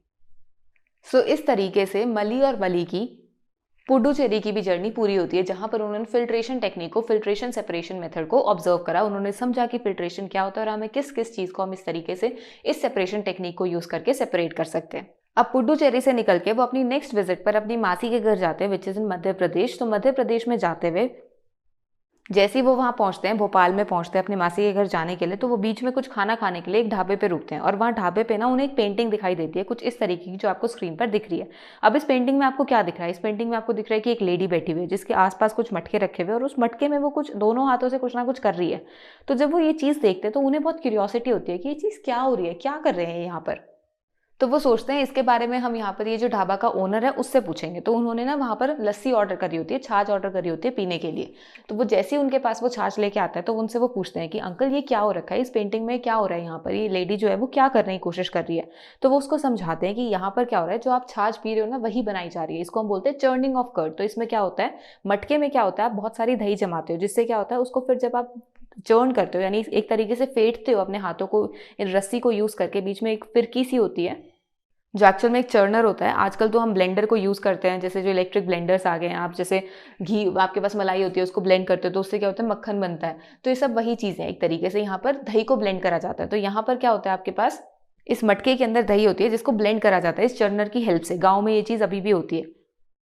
तो जब ये इस तरीके से चर्नर को यूज़ करते हैं तो काफ़ी देर तक इसको इस तरीके से घुमाने के बाद इसके अंदर से मक्खन निकलता है, और वो मक्खन तो लाइट होने की वजह से ऊपर फ्लोट करने लग जाता है, और जो नीचे लिक्विड पार्ट बचता है वो एक्चुअल में आपकी लस्सी होती है या फिर छाछ होती है, जिसे बोला जाता है बटर मिल्क। तो यहाँ पर क्या हो रहा है, चर्निंग ऑफ कर्ड हो रहा है, which is done by using a big churner to separate butter from the buttermilk. यानी एक तरीके से हम मक्खन को अलग कर रहे हैं लस्सी से, बटर को सेपरेट कर रहे हैं बटर मिल्क से। तो वहाँ पर आप चर्निंग ऑफ कर्ड को ऑब्जर्व करते हो। तो अब मध्य प्रदेश के बाद वो शिलोंग जाते हैं अपनी बुआ के घर, और रास्ते में जब वो जा रहे होते हैं उन्हें कारपेंटर दिखता है। अब कारपेंटर काम कर रहा होता है तो वो जब अपनी लकड़ी काट रहा होता है या फिर लकड़ी का जो भी कुछ कर रहा होता है, तो उसका जो बुरादा है, छोटा छोटा जो पार्टिकल्स है वो सब बाहर गिर जाते हैं, उसके सब्सटेंस जो होते हैं बाहर गिरता है। तो बहुत सारा ऐसे ज़मीन के ऊपर लकड़ी का एक तरीके से पाउडर हो जाता है। अब उस लकड़ी के पाउडर के अंदर अगर वहाँ लकड़ी का काम हो रहा है तो बहुत सारे आपके नेल्स होंगे, यानी कील वगैरह होंगी, वो भी वहीं गिरी रहती हैं। अब उन्हें ना जो वहाँ पे वर्कर्स होते हैं वो उनको सेपरेट करने की कोशिश कर रहे होते हैं, तो वो अपने हाथ से हैंड पिकिंग प्रोसेस को फॉलो करते हैं। जैसे कि हमने चैप्टर की स्टार्टिंग में देखा था ना, हैंड पिकिंग प्रोसेस, जिसमें हाथ से एक एक चीज़ को अलग करके निकाल रहे थे, तो वो हैंड पिकिंग प्रोसेस को फॉलो करते हैं। तो यहाँ पर जब मली और वली इस चीज़ को देखते हैं तो वो सोचते हैं कि ये तो हमने पढ़ा हुआ है हमारे मैग्नेट वाले चैप्टर के अंदर, जहाँ पर हमने देखा था कि अगर हमारे मैग्नेट की कोई भी सब्सटेंस, मैग्नेटिक मटेरियल, यानी कि जो ऐसा सब्सटेंस आपके मैग्नेट के ऊपर चिपकता हो, अट्रैक्ट होता हो, उसे हम मैग्नेटिक बोलते हैं। तो वो मैग्नेटिक मटेरियल अगर आपके पास किसी चीज़ में मिक्स हो रखा है जो नॉन मैग्नेटिक नेचर का है, जो मैग्नेट पर नहीं चिपकता, तो आप उसे मैग्नेट को यूज़ करके हटा सकते हो, सेपरेट कर सकते हो। आप जैसे उस पर मैग्नेट घुमाओगे वो अपने चिपकने वाली चीज़ों को, मैग्नेटिक मटेरियल को तो अपने ऊपर चिपका लेगा और बाकी चीज़ को छोड़ देगा, तो अलग अलग हो गया ना। तो वो बोलते हैं कि चलो चलकर अंकल को बताते, ताकि अंकल का काम आसान हो जाए। तो वो जाते हैं और बताते हैं कि अंकल आप यहाँ पर मैग्नेट को यूज़ करके, चुंबक को यूज़ करके इनको सेपरेट कर सकते हो। तो बताते हैं separation of magnetic and non magnetic substances by using a magnet is called as magnetic separation. तो वो बोलते हैं आप यहाँ पर मैग्नेटिक सेपरेशन टेक्निक को यूज़ करके अपने यहाँ पर इन कीलों को इस बुरादे के अंदर से या फिर इस पाउडर के अंदर से बहुत इजीली सेपरेट कर सकते हो। यानी यहाँ पर हम क्या कर रहे हैं, मैग्नेटिक और नॉन मैग्नेटिक सब्सटेंसेस का सेपरेशन कर रहे हैं, जिसमें से मैग्नेटिक सब्सटेंसेस वो सब्सटेंसेस होते हैं जो मैग्नेट के थ्रू अट्रैक्ट होते हैं, जो चुंबक पर चिपकते हैं, जैसे कि आपके आयरन के नेल्स हो गए या फिर आपका जो स्टील का ग्लास हो गया। वहीं अगर हम नॉन मैग्नेटिक की बात करते हैं तो नॉन मैग्नेटिक आपके वो सब्सटेंसेस होते हैं जो कि आपके मैग्नेट के ऊपर, चुंबक के ऊपर नहीं चिपकते, उसकी तरफ अट्रैक्ट नहीं होते, जैसे कि पेंसिल हो गया, वुडन पीस हो गया, वो सब आपकी मैग्नेट की तरफ नहीं चिपकते। तो इस तरीके से हम मैग्नेटिक सब्सटेंसेस को नॉन मैग्नेटिक से सेपरेट कर सकते हैं। जैसे आजकल आपने देखा भी होगा कि जो बहुत सारे ऐसे कूड़े के ढेर हो जाते हैं, या फिर जो आप कबाड़ी में सामान देते हो रिसाइकलिंग करने के लिए, उसमें तो आप सारी चीज़ें मिक्स करके देते हो, उसमें प्लास्टिक भी होता है, उसमें लोहे का भी सामान होता है, उसमें पेपर वगैरह भी होते हैं। अब अगर उनको हम ऐसे अलग करने लगे तो बहुत टाइम कंज्यूमिंग प्रोसेस हो जाता है वो। तो जब वो सारी चीज़ एक साथ एक जगह पर डाल देते हैं, तो वो एक क्रेन की हेल्प से, जिसमें मैग्नेट लगा होता है बड़ा सा, उसको यूज़ करके मैग्नेटिक चीज़ों को अलग कर लेते हैं नॉन मैग्नेटिक से। जैसे आपको स्क्रीन पर दिख भी रहा होगा, तो वहाँ पर एक क्रेन की हेल्प से हम क्या करते हैं, मैग्नेटिक चीज़ों को, जो मैग्नेट, जैसे उस क्रेन को, मैग्नेट को वहाँ घुमाया जाता है, तो वो सारी मैग्नेटिक चीज़ों को अपने ऊपर चिपका लेता है। और उससे क्या होता है, आप इजीली वहाँ से उन लोहे की चीज़ों को या फिर जो स्टील की चीज़ें, उन्हें आराम से अलग सेपरेट कर सकते हो, और ईजी हो जाता है फिर चीज़ों को रिसाइकिल करना। सो आई होप आपको ये मैग्नेटिक सेपरेशन टेक्निक भी अच्छे से समझ में आ गई होगी। और इसी के साथ साथ हमने हमारी सारी सेपरेशन टेक्निक्स को कवर कर लिया। यानी यहाँ पर एक तरीके से हमने इंडिया का पूरा टूर करा, और उस टूर में हमने अलग अलग जगह जाकर अलग अलग सेपरेशन टेक्निक्स को समझने की कोशिश करा। तो यहाँ पर जितनी भी हमने सेपरेशन टेक्निक्स को समझा है, अब एक बार एक एक्सरसाइज के थ्रू सब चीज़ों को रिकॉल कर लेते हैं कि क्या हमें ध्यान है कि हमने किन किन चीज़ों को कैसे कैसे सेपरेट करा था। सो यहाँ पर हमारे पास कुछ अलग अलग एग्जाम्पल्स हैं जिनको हम सेपरेट करेंगे। अब हमें ये देखना है वन बाय वन करके कि हम इन एग्जाम्पल्स को, इन जो सब्सटेंसेस को हमें सेपरेट करना है, यहाँ पर हम किस प्रोसेस को यूज करके सेपरेट कर सकते हैं। और हमें इसके साथ साथ ये भी ध्यान रखना है कि जो हम आपस में चीजों को सेपरेट कर रहे हैं, मान लो हमारे पास कोई भी दो चीजें जिन्हें आप सेपरेट कर रहे हो, जैसे फॉर एग्जांपल यहाँ separating small stones from pulses, यानी कि आपको दाल में से पत्थरों को अलग करना है। तो जो आप ये पत्थर, स्टोन और पल्सेस को जो अलग अलग कर रहे हो, अब ये आपको देखना है कि दोनों चीजें आपको यूजफुल हैं या एक चीज यूजफुल है। अगर आपको दोनों यूजफुल है तो आप बोलोगे बोथ कंपोनेंट्स आर यूजफुल। अगर एक चीज यूजफुल है तो आप बोलोगे वन कंपोनेंट इज यूजफुल। तो इस तरीके से हम यहाँ पर हमारे पूरे के पूरे एक्सरसाइज को कंप्लीट करेंगे। तो वन बाय वन करके देखते हैं। सबसे पहले हमारे सामने आती है separating small stones from pulses. आप किसी भी दाल में से पत्थरों को कैसे निकालते हो। जैसे आपने घर पे भी देखा होगा कि जब भी आपके घर पे दाल बनाई जाती है, तो दाल को एक बार पहले देखा जाता है कि उसमें कुछ है तो नहीं, उसके अंदर कोई ऐसी चीज तो नहीं है जो कि दाल बनाने में यूज ना होती हो, यानी कुछ पत्थर आ जाए बीच में जो कि अच्छा टेस्ट नहीं करेगा, फिर बीच बीच में आपको पत्थर की फीलिंग आएगी।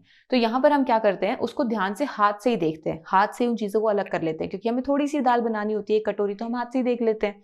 तो इस वजह से यहाँ पर हम स्टोन और पल्सेस की जब सेपरेशन करते हैं, तो हम यहाँ पर हैंड पिकिंग प्रोसेस को फॉलो करेंगे। अब ये जो आप हैंड पिकिंग प्रोसेस फॉलो कर रहे हो, तो इसमें आप दो चीजें अलग कर रहे हो, एक आप पत्थर ले रहे हो और एक आप यहाँ पर पल्सेस यानी स्टोन और पल्सेस को देख रहे हो। तो क्या आपको ये दोनों चीजें यूज होती हैं? आप स्टोन को भी संभाल के रखते हो? बिल्कुल नहीं, हम उसको साइड में रख देते हैं। तो इसका क्या मतलब है कि हम यहाँ पर सिर्फ एक ही कंपोनेंट हमारे लिए यूजफुल है, उसी को हम सेपरेट करके निकालना चाहते हैं। तो यहाँ पर only one component is useful. आप इस तरीके से इसको ऑब्जर्व करोगे। फिर ये हमारे पास, अब देखते हैं सेकंड किस तरीके से हम सेपरेट कर सकते हैं। तो सेकंड हमारे पास आता है churning curd to obtain butter. अब यहाँ पर हमारे पास क्या कर रहे हैं, हम कर्ड को चर्न कर रहे हैं, यानी कि उसको चर्नर की हेल्प से घुमा रहे हैं, फेंट रहे हैं, जिससे क्या हो रहा है, हम वहां से बटर निकाल पा रहे हैं। अब ये प्रोसेस तो हमें सामने ही दिख रहा है, एक तरीके से चर्निंग ऑफ कर्ड ही तो है। तो यहाँ पर हम क्या बोलेंगे, this is churning of curd. अब इस चर्निंग ऑफ कर्ड से आपको क्या क्या प्रोडक्ट मिलते हैं? आप बोलोगे कि मैम हमें तो यहाँ से लस्सी भी मिलती है और मक्खन भी मिलता है, यानी बटर और बटर मिल्क दोनों मिलते हैं। तो हम जो कंपोनेंट सेपरेट कर रहे हैं हमारे लिए दोनों यूजफुल है, तो हम क्या बोलेंगे, बोथ द कंपोनेंट्स यूजफुल।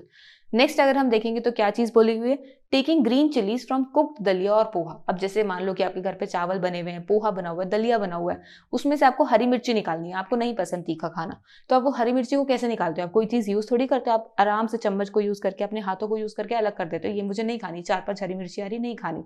तो यहाँ पर भी आप क्या करते हो, हैंड पिकिंग प्रोसेस को फॉलो करते हो। अब ये ना आपके ऊपर डिपेंड करता है कि आपको हरी मिर्ची चाहिए या नहीं चाहिए। कई बार क्या होता है, जिसको हरी मिर्च चाहिए होती है वो उसकी निकली हुई हरी मिर्च ले लेता है। तो ये दोनों यूज हो सकते हैं कि both the components can be useful, only one component is useful. Next अगर हम देखेंगे तो taking out seeds from watermelon. अब जब आप तरबूज खाते हो तो उसमें से बीज कैसे निकालते हो? अपने हाथ से निकालते हो, खाते खाते कई बार मुंह से निकाल देते हो, यानी हैंड पिकिंग प्रोसेस ही यहाँ पर फॉलो होता है। तो यहाँ पर भी हम क्या करेंगे, हैंड पिकिंग प्रोसेस को फॉलो करेंगे।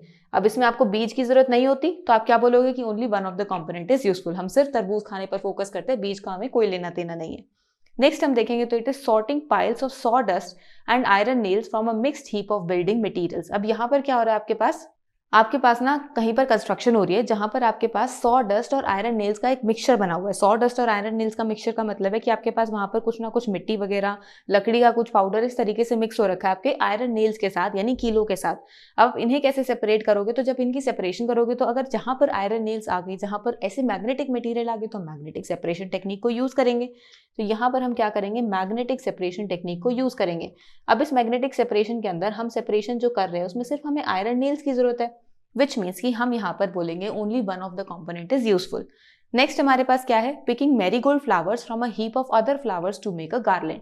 अब हमारे पास बहुत सारे फूलों का एक गुच्छा सा है, एक तरीके से झुंड सा है, बहुत सारे फ्लावर्स है हमारे पास, उसमें से हम स्पेसिफिकली मैरीगोल्ड के फ्लावर्स छाट रहे हैं और उनसे माला बना रहे हैं। तो जब हम स्पेसिफिकली कोई पौधा छाट रहे, कोई हम यहाँ से कोई फूल छाट रहे, तो वो हम हाथों से देख देख के ले रहे हैं ना, तभी तो माला बना पा रहे हैं। तो यहाँ पर भी हम हैंड पिकिंग प्रोसेस को फॉलो कर रहे हैं। अब इस हैंड पिकिंग प्रोसेस को फॉलो करते हैं, अब जो बाकी फूल हैं ऐसा तो नहीं कि वो यूज नहीं होंगे, वो भी किसी ना किसी चीज में यूज होंगे, वो पूजा में यूज हो सकते हैं, किसी और माला में बनाने में यूज हो सकते हैं। तो इसका क्या मतलब है कि यहाँ पर both the components are useful. Next हमारे पास है separating pebbles from sands. Pebbles और सैंड यानी कि आपको यहाँ पर जो आपकी पतली पतली सी मिट्टी होती है उसमें से पत्थरों को अलग करना है। अब जब आप पतली पतली मिट्टी में से पत्थरों को अलग करना चाहते हो तो एक तरीके से वो गया ना, आटे में से आपको मोटी चीजें हटानी है दोनों सॉलिड चीजें, दोनों सॉलिड के मिक्सचर्स को जब हम सेपरेट करते हैं तो क्या करते हैं, सीविंग प्रोसेस को फॉलो करते हैं। तो यहाँ पर आप सीविंग प्रोसेस को फॉलो करोगे, जिसमें आपकी जो मिट्टी है वो तो आपकी छन के नीचे आ जाएगी, लेकिन जो पत्थर है वो ऊपर रह जाते हैं। सो यहाँ पर भी हमें सिर्फ सैंड का यूज होएगा, क्योंकि ये यूजुअली कंस्ट्रक्शन के लिए यूज करा जाता है, जहाँ पर सीमेंट को छाना जाता है। आपने देखा होगा ना, बड़ी बड़ी रेक्टेंगुलर सी छलनी होती है जिनको क्या करते हैं, दो लोग आपस में मिलकर छानते हैं, जिससे जो पतली वाली सीमेंट होती है जो हम घर बनाने में यूज होती है वो तो नीचे आ जाती है, और उसमें जो ऊपर थोड़े बहुत पत्थर होते हैं वो अलग आ जाते हैं। उन पत्थरों को यूज नहीं करा जाता, लेकिन उस सीमेंट को यूज करा जाता है। तो ये सेम चीज है, आपके पास पेबल्स और सैंड है तो हम सैंड को यूज करेंगे। So one of the component is useful. Next हमारे पास क्या है, separating coconut pieces from rice flour. Coconut pieces को जब हम राइस फ्लोर से सेपरेट करेंगे, अब ये कैसे होगा, तो कोकोनट पीसेस और राइस फ्लोर यानी कि चावल का आटा, उसमें आपके पास कोकोनट के पीसेस हैं, तो एक तरीके से आपके पास दो सॉलिड चीजें जिन्हें आपको सेपरेट करना है।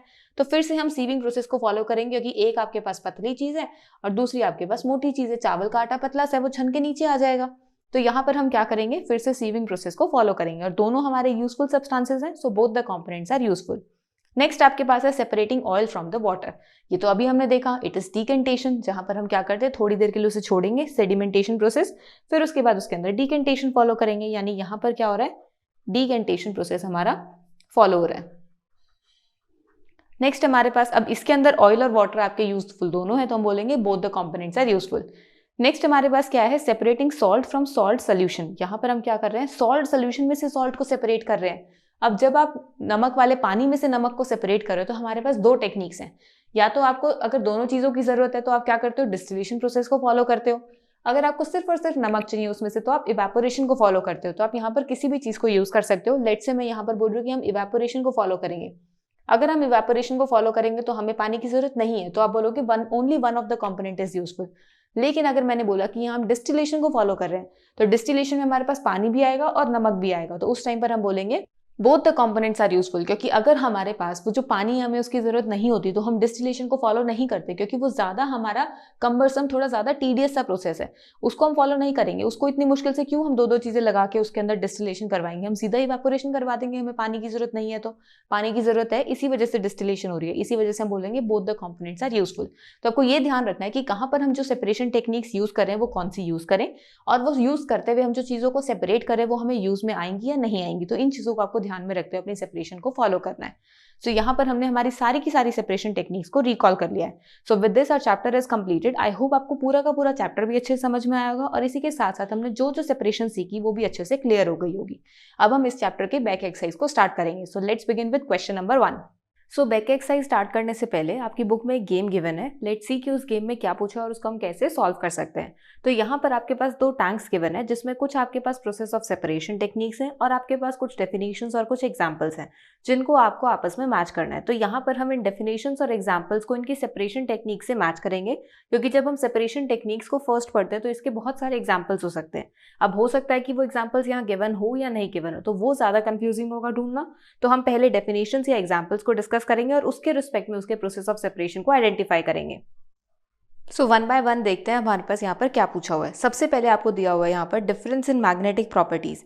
जब भी मैग्नेटिक प्रॉपर्टीज से रिलेटेड हमारे पास कुछ सेपरेशन होती है तो हम वहाँ पर उसे मैग्नेटिक सेपरेशन के टेक्निक के थ्रू सेपरेट करते हैं। तो यहाँ पर आप इसे मैच करोगे मैग्नेटिक सेपरेशन के साथ।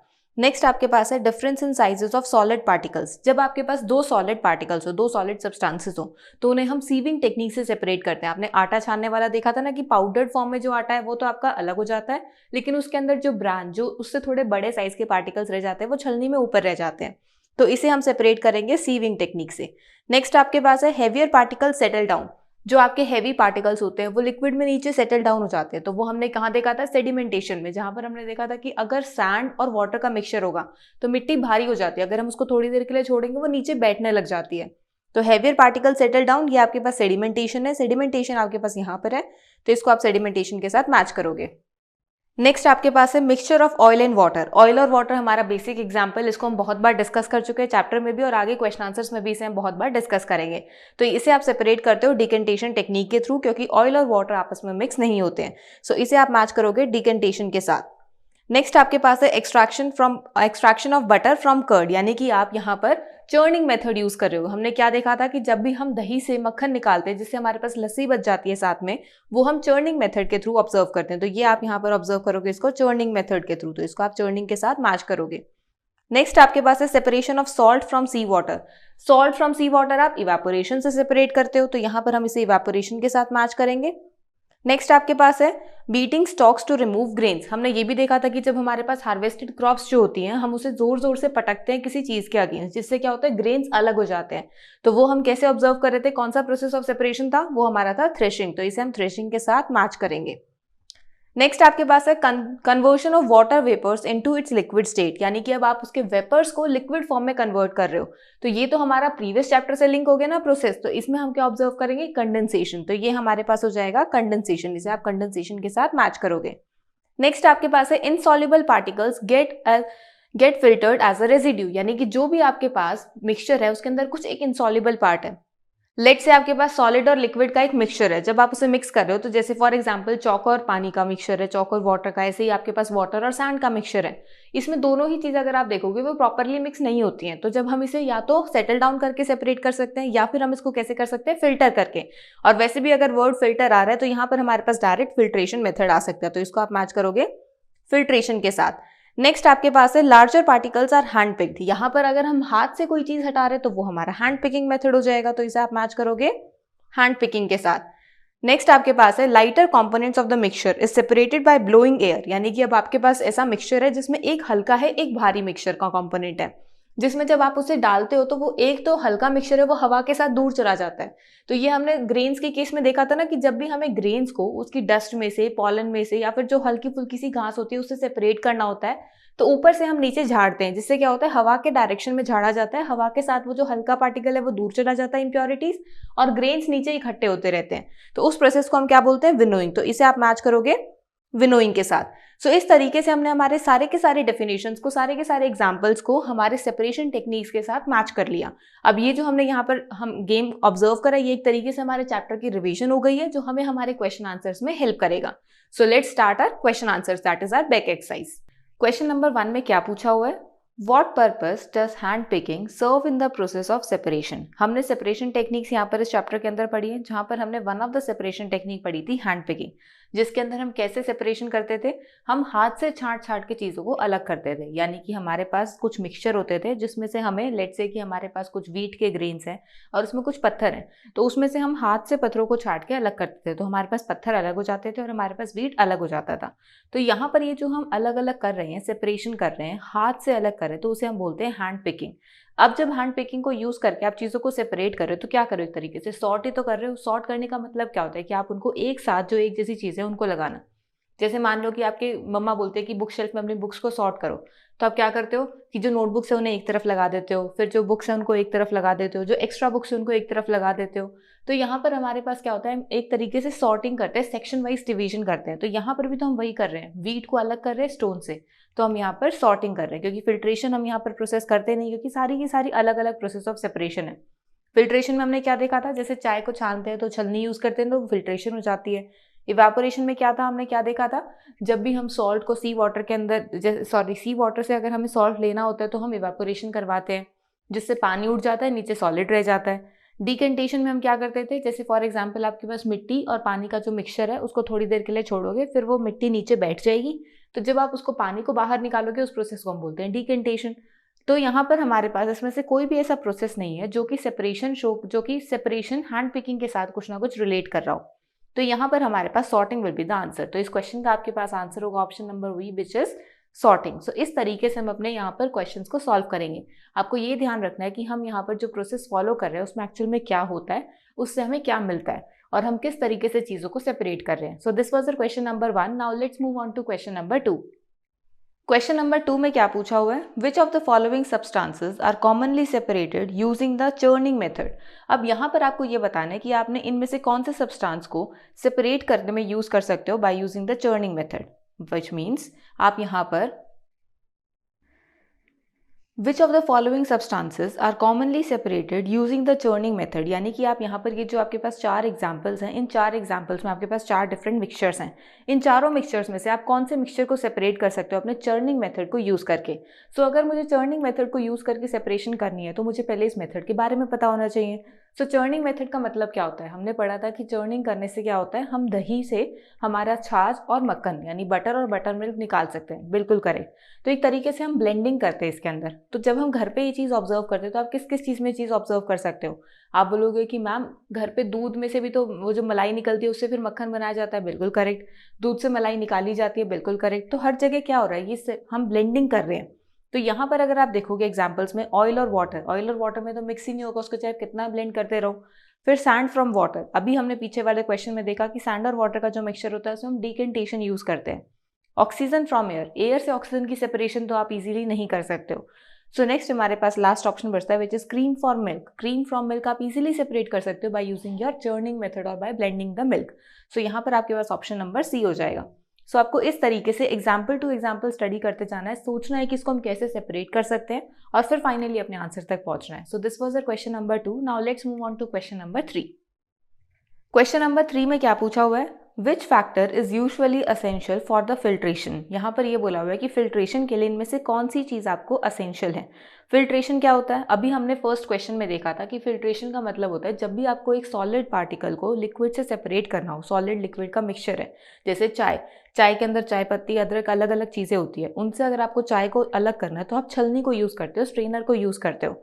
ऐसे ही हम जब सैंड और वाटर का मिक्सचर देखते हैं तो डिकेंटेशन के साथ साथ हम फिल्ट्रेशन टेक्निक भी यूज़ कर सकते हैं, जहाँ पर हम फिल्टर पेपर या क्लॉथ को यूज़ करके जब उसमें से मिट्टी वाला पानी छानेंगे तो हमारी मिट्टी ऊपर रह जाएगी और पानी नीचे आ जाएगा। तो इस तरीके से हम फिल्ट्रेशन प्रोसेस को यूज़ करते हैं। अब यहाँ पर अगर आप देखोगे तो फिल्ट्रेशन के लिए आपको क्या ज़रूरी चाहिए, यहाँ पर हम जब फिल्ट्रेशन कर रहे हैं तो हमारे पास जो मेन एसेंशियल चीज़ है, आप किसको यूज़ करके फिल्ट्रेशन कर रहे हो। चाय छाननी है तो आप छलनी को यूज़ कर रहे हो। मिट्टी और पानी का आपको सेपरेट करना है मिक्सचर तो आप कपड़ा यूज़ कर रहे हो, वो भी वो वाला जिसके जो बीच में जो साइजेस हैं, डिफरेंस है, स्पेस है, वो थोड़ा सा कम हो। तो इसका क्या मतलब है, इसका मतलब है कि जो हम यहाँ पर फिल्ट्रेशन के लिए चीज़ यूज़ कर रहे हैं, बीच में सेपरेशन की तरह जो वर्क कर रहा है दोनों मिक्सचर, दोनों सब्सटेंसेस के बीच में, वो ज़्यादा इंपॉर्टेंट है। और उसका भी सबसे स्पेसिफिकली पोर साइज इंपॉर्टेंट है, क्योंकि अगर आप छलनी को यूज़ कर रहे हो चाय छानने के लिए, उसी छलनी को आप मिट्टी और पानी के मिक्सचर को सेपरेट करने के लिए यूज़ नहीं कर सकते हो, क्योंकि उस छलनी में से तो मिट्टी नीचे चली जाएगी। तो इसका क्या मतलब है कि हम पोर साइज पे डिपेंड करते हैं। अगर आपके पास पोर साइज उसका बड़ा है तो आप उसी चीज़ को दूसरे वाले मिक्सचर के लिए सेपरेशन के लिए यूज़ नहीं कर सकते हो। सो यहाँ पर हमारे पास pore size will be the answer. Apparatus size की रिक्वायरमेंट नहीं है, किसी भी एपरेटस में आप सेपरेशन कर सकते हो। Presence of air, absence of air, कोई रिक्वायरमेंट नहीं है इसकी भी। Temperature of the mixture, temperature of mixture से भी कोई ऐसा लिंक नहीं है डायरेक्ट कि आपका मिक्सचर गर्म होगा या ठंडा होगा तभी सेपरेशन होगी। Pore size is essential. So इसका आंसर क्या हो जाएगा आपका, option number C. So this was the question number 3। Now let's move on to question number 4। Question number 4 में क्या पूछा हुआ है, state with reasons whether the following statements are true और false, also correct the false statement. यहाँ पर आपके पास कुछ अलग अलग स्टेटमेंट्स हैं। इन स्टेटमेंट्स को आपको ये बताना है कि स्टेटमेंट्स ट्रू हैं या फॉल्स हैं, और उसके रिस्पेक्ट में आपको रीजन भी देना है कि ये ट्रू क्यों है या फॉल्स क्यों है। और अगर आपके पास स्टेटमेंट फॉल्स आती है तो आपको उस स्टेटमेंट को करेक्ट भी करना है कि किस तरीके से आप इसके अंदर करेक्शन करो कि स्टेटमेंट ट्रू हो जाए। तो वन बाय वन करके हम देखते हैं। सबसे पहले हमारे पास क्या है, salt can be separated from salt solution by keeping it under the sun. इसमें ये बोला हुआ है कि आप सॉल्ट को सॉल्ट के सोल्यूशन से सेपरेट कर सकते हो सन के अंडर रख के। तो यहाँ पर एक तरीके से हम सॉल्ट की प्रिपरेशन कर रहे हैं, जो हमने चैप्टर में भी डिस्कस करा था। हमने देखा था कि हम सी वाटर से किस तरीके से सॉल्ट निकालते हैं। तो उसमें हमने देखा था कि हम पानी के ही पास में पिट्स बना देते हैं, गड्ढे बना देते हैं, जिसमें पानी भर देते हैं सी वाटर, और फिर कुछ टाइम के लिए उसे सूरज के अंदर, सन के अंदर छोड़ देते हैं, जिससे क्या होता है, इवेपोरेशन होता है और हमारे पास नीचे सॉल्ट बच जाता है। वो अलग बात है कि हम उसको फर्दर प्योरीफाई करते हैं, पर हम सॉल्ट इसी तरीके से ऑब्टेन करते हैं। बिल्कुल करेक्ट। विच मीन्स कि यहाँ पर आपके पास ये जो स्टेटमेंट है इट इज ट्रू स्टेटमेंट। तो यहाँ पर आपके पास क्या होगा, इसका आंसर ट्रू। तो यहाँ पर हमारे पास ये स्टेटमेंट बिल्कुल करेक्ट है, क्योंकि यहाँ पर हम एक्चुअली सॉल्ट को सॉल्ट सोल्यूशन से इवेपोरेशन टेक्निक को फॉलो करके ही सेपरेट करते हैं। So this was your first statement. Next statement में देखते हैं कि क्या पूछा हुआ है। Hand picking should be used only when the quantity of one component is less. अब यहाँ पर आपको हैंड पिकिंग से रिलेटेड कुछ प्रॉपर्टी बताई है। हैंड पिकिंग सबसे पहले हमें पता होना चाहिए क्या होती है। हैंड पिकिंग की जब हम बात करते हैं तो एक सेपरेशन मेथड होता है जिसमें आप हाथ से छांट के चीज़ों को अलग करते हो। जैसे फॉर एग्जांपल हमने अभी प्रीवियस क्वेश्चन में भी देखा था कि अगर मुझे कोई भी ग्रेन दे रखा है, चाहे मुझे चावल दे रखे हो, चाहे मुझे व्हीट दे रखा हो, उसके अंदर से कुछ ऐसी चीज़ें निकालने, जैसे पत्थर निकालने, छोटे छोटे कुछ तिनके निकालने हैं, तो वो मैं अपने हाथ से छांट के निकाल सकती हूँ। बिल्कुल करेक्ट, उसी को हम बोलते हैं हैंड पिकिंग। अब यहाँ पर आपको हैंड पिकिंग की प्रॉपर्टी क्या बोली है, it should be used only. आप हैंड पिकिंग को तभी यूज कर सकते हो when the quantity of one of the component is less. जब आपकी एक कंपोनेंट, यानी जो आपने दो तीन फॉर्म के दो तीन कंपाउंड्स को मिक्स करके एक मिक्सचर बनाया है, उसमें से एक या दो जो चीज़ आपको अलग निकालनी है वो कम होने चाहिए। तो ऐसी क्या प्रॉपर्टी हमने डिस्कस करी थी कि एक कंपोनेंट कम होना चाहिए? बिल्कुल नहीं। हमने डिस्कस करा था कि जो आपको चीज़ें सेपरेट करनी चाहिए उनको सेपरेशन के लिए ईजी हो देखने में, वो यानी कि उनकी जो शेप साइज है वो थोड़ा डिफरेंट होता है कि आप उनको ईजिली अलग कर सको, आप जल्दी जल्दी उनको सेपरेट कर सको। तो ये स्टेटमेंट आपके पास फॉल्स हो जाएगी, क्योंकि यहाँ पर आपके पास आपको क्वांटिटी के ऊपर डिपेंड नहीं करना है। यहाँ पर हमारे पास डिफरेंट डिफरेंट प्रॉपर्टीज आती है, जिसमें सबसे पहले हमारे पास हम ऑब्जर्व करते हैं शेप और साइज और you can say colour of the components.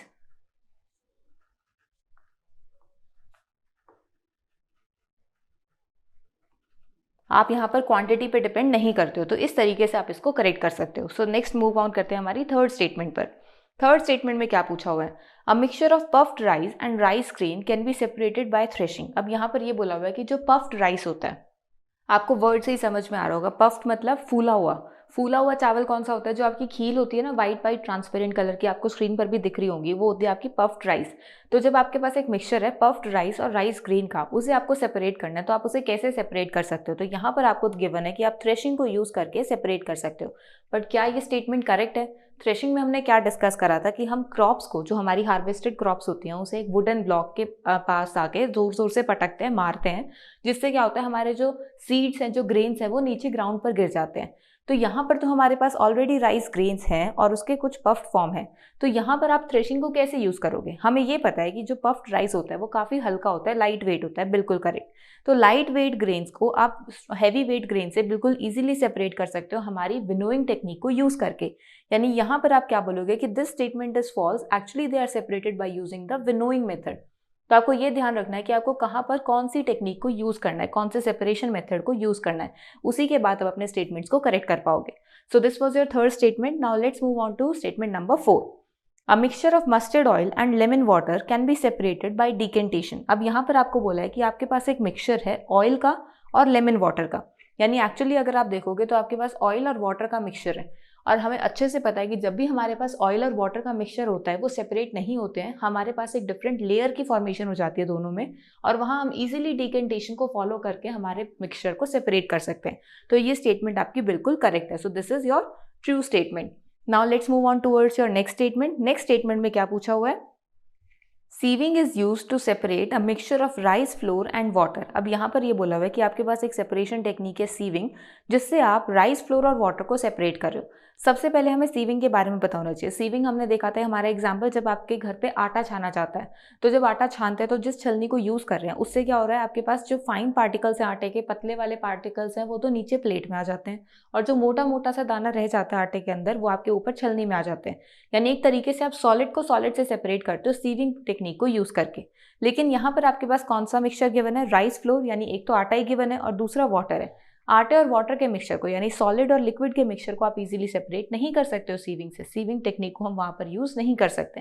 तो ये स्टेटमेंट हमारे पास फॉल्स हो जाएगी, क्योंकि यहाँ पर हम सॉलिड के मिक्सचर को सेपरेट करते हैं। तो यहाँ पर आप बोलोगे is use to separate the mixture of solid and solid, या तो आप यहाँ पर सॉलिड बोल दो, या फिर आप बोल सकते हो कि separating the bran from wheat flour या ब्रान फ्रॉम फ्लोर। तो इस तरीके से हम यहाँ पर इस स्टेटमेंट को करेक्ट कर सकते हैं।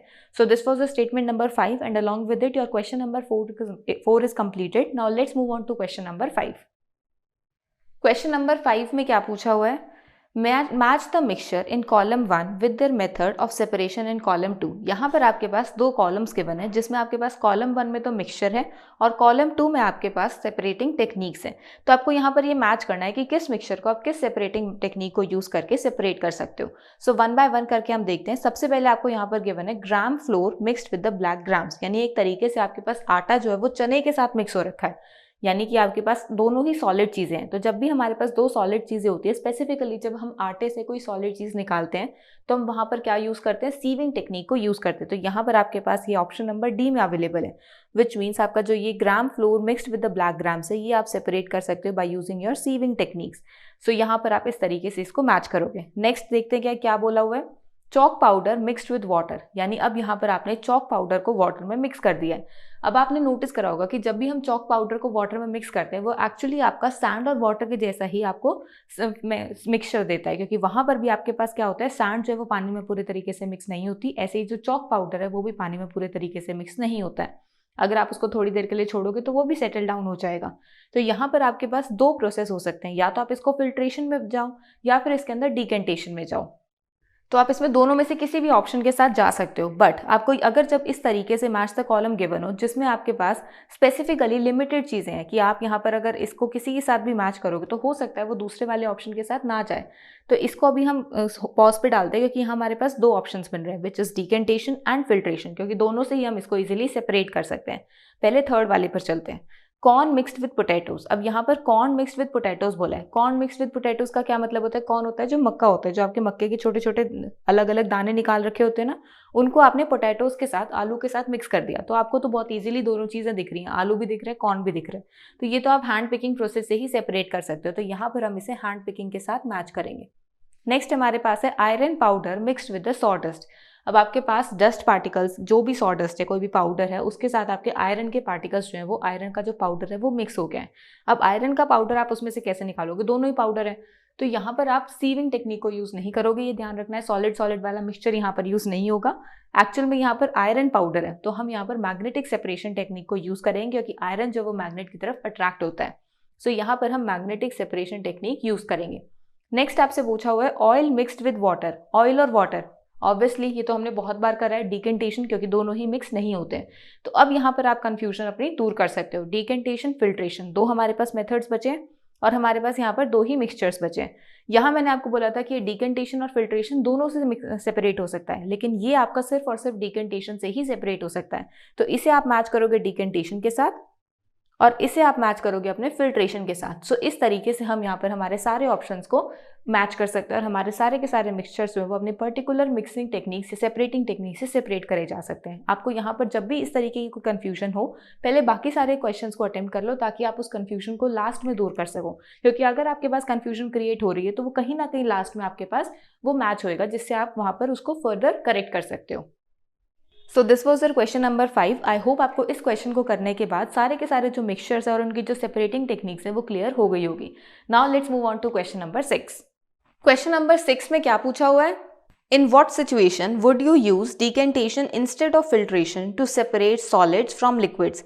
यहाँ पर ये बोला हुआ है कि आप किस सिचुएशन में डिकेंटेशन को यूज करोगे फिल्ट्रेशन के इंस्टेड। यानी हमारे पास दो सेपरेटिंग टेक्निक्स हैं, एक है डिकेंटेशन, दूसरी है फिल्ट्रेशन। दोनों ही टेक्निक्स को आप सॉलिड फ्रॉम लिक्विड को सेपरेट करने के लिए यूज करते हो। जैसे फॉर एग्जाम्पल अगर हम सैंड और वाटर का मिक्सचर कंसिडर करते हैं, तो उसमें जब हम डिकेंटेशन करते हैं तो डिकेंटेशन में पहले हम सेडिमेंटेशन परफॉर्म करवाते हैं, जिसमें हम पहले सैंड को सेटल डाउन होने देते हैं, और फिर डिकेंटेशन करते हैं जिसमें हम लिक्विड सारा का सारा बाहर निकाल लेते हैं। बट उसमें ये फर्क रह जाता है कि थोड़ी बहुत मिट्टी आपके पास दूसरे ग्लास में आ जाती है जहां आप पानी इकट्ठा करते हो। वहीं अगर हम फिल्ट्रेशन की बात करते हैं तो यहाँ पर आप एक सेपरेटिंग थिंग के थ्रू, यानी कि या तो आपके पास कोई फिल्टर पेपर हो सकता है या क्लॉथ हो सकता है, उसको यूज करके सेपरेशन करते हो, जिसमें आपका जो भी सॉलिड पार्ट है वो ऊपर आपके पास रह जाता है और नीचे आपके पास जो भी लिक्विड है वो आ जाता है। तो यहाँ पर हम ये पूछ रहे हैं कि आप किस सिचुएशन में डिकेंटेशन यूज कर सकते हो फिल्ट्रेशन की जगह पर। तो हमारे पास बेसिक सा एग्जांपल है, जहां पर सेडिमेंटेशन ज्यादा इजी होगी वहां हम डिकेंटेशन यूज कर सकते हैं। जहां सेडिमेंटेशन प्रॉपर नहीं होगी, जैसे फॉर एग्जांपल अगर हम चॉक और वाटर का मिक्सचर कंसिडर करते हैं, तो चॉक आप कितना ही सेटल करने की कोशिश करो वो फिर भी थोड़ा बहुत जो है वो पानी में घूमता रहता है। तो उससे क्या होगा, आपके पास जो आप सेपरेट करोगे उस लिक्विड में चॉक ज्यादा अमाउंट में आएगा।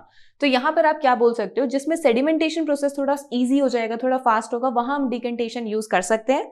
इसका बेस्ट एग्जांपल आपके पास सैंड और वाटर आता है, जहां पर आप थोड़ा बहुत जो है इम्प्योरिटीज का जो मिक्सचर आप ऑब्जर्व करते हो लिक्विड के अंदर, वो अगर एक्सेप्ट कर सकते हो, वो एक्सेप्टेबल है, तो आप वहां पर डिकेंटेशन प्रोसेस को यूज कर सकते हो।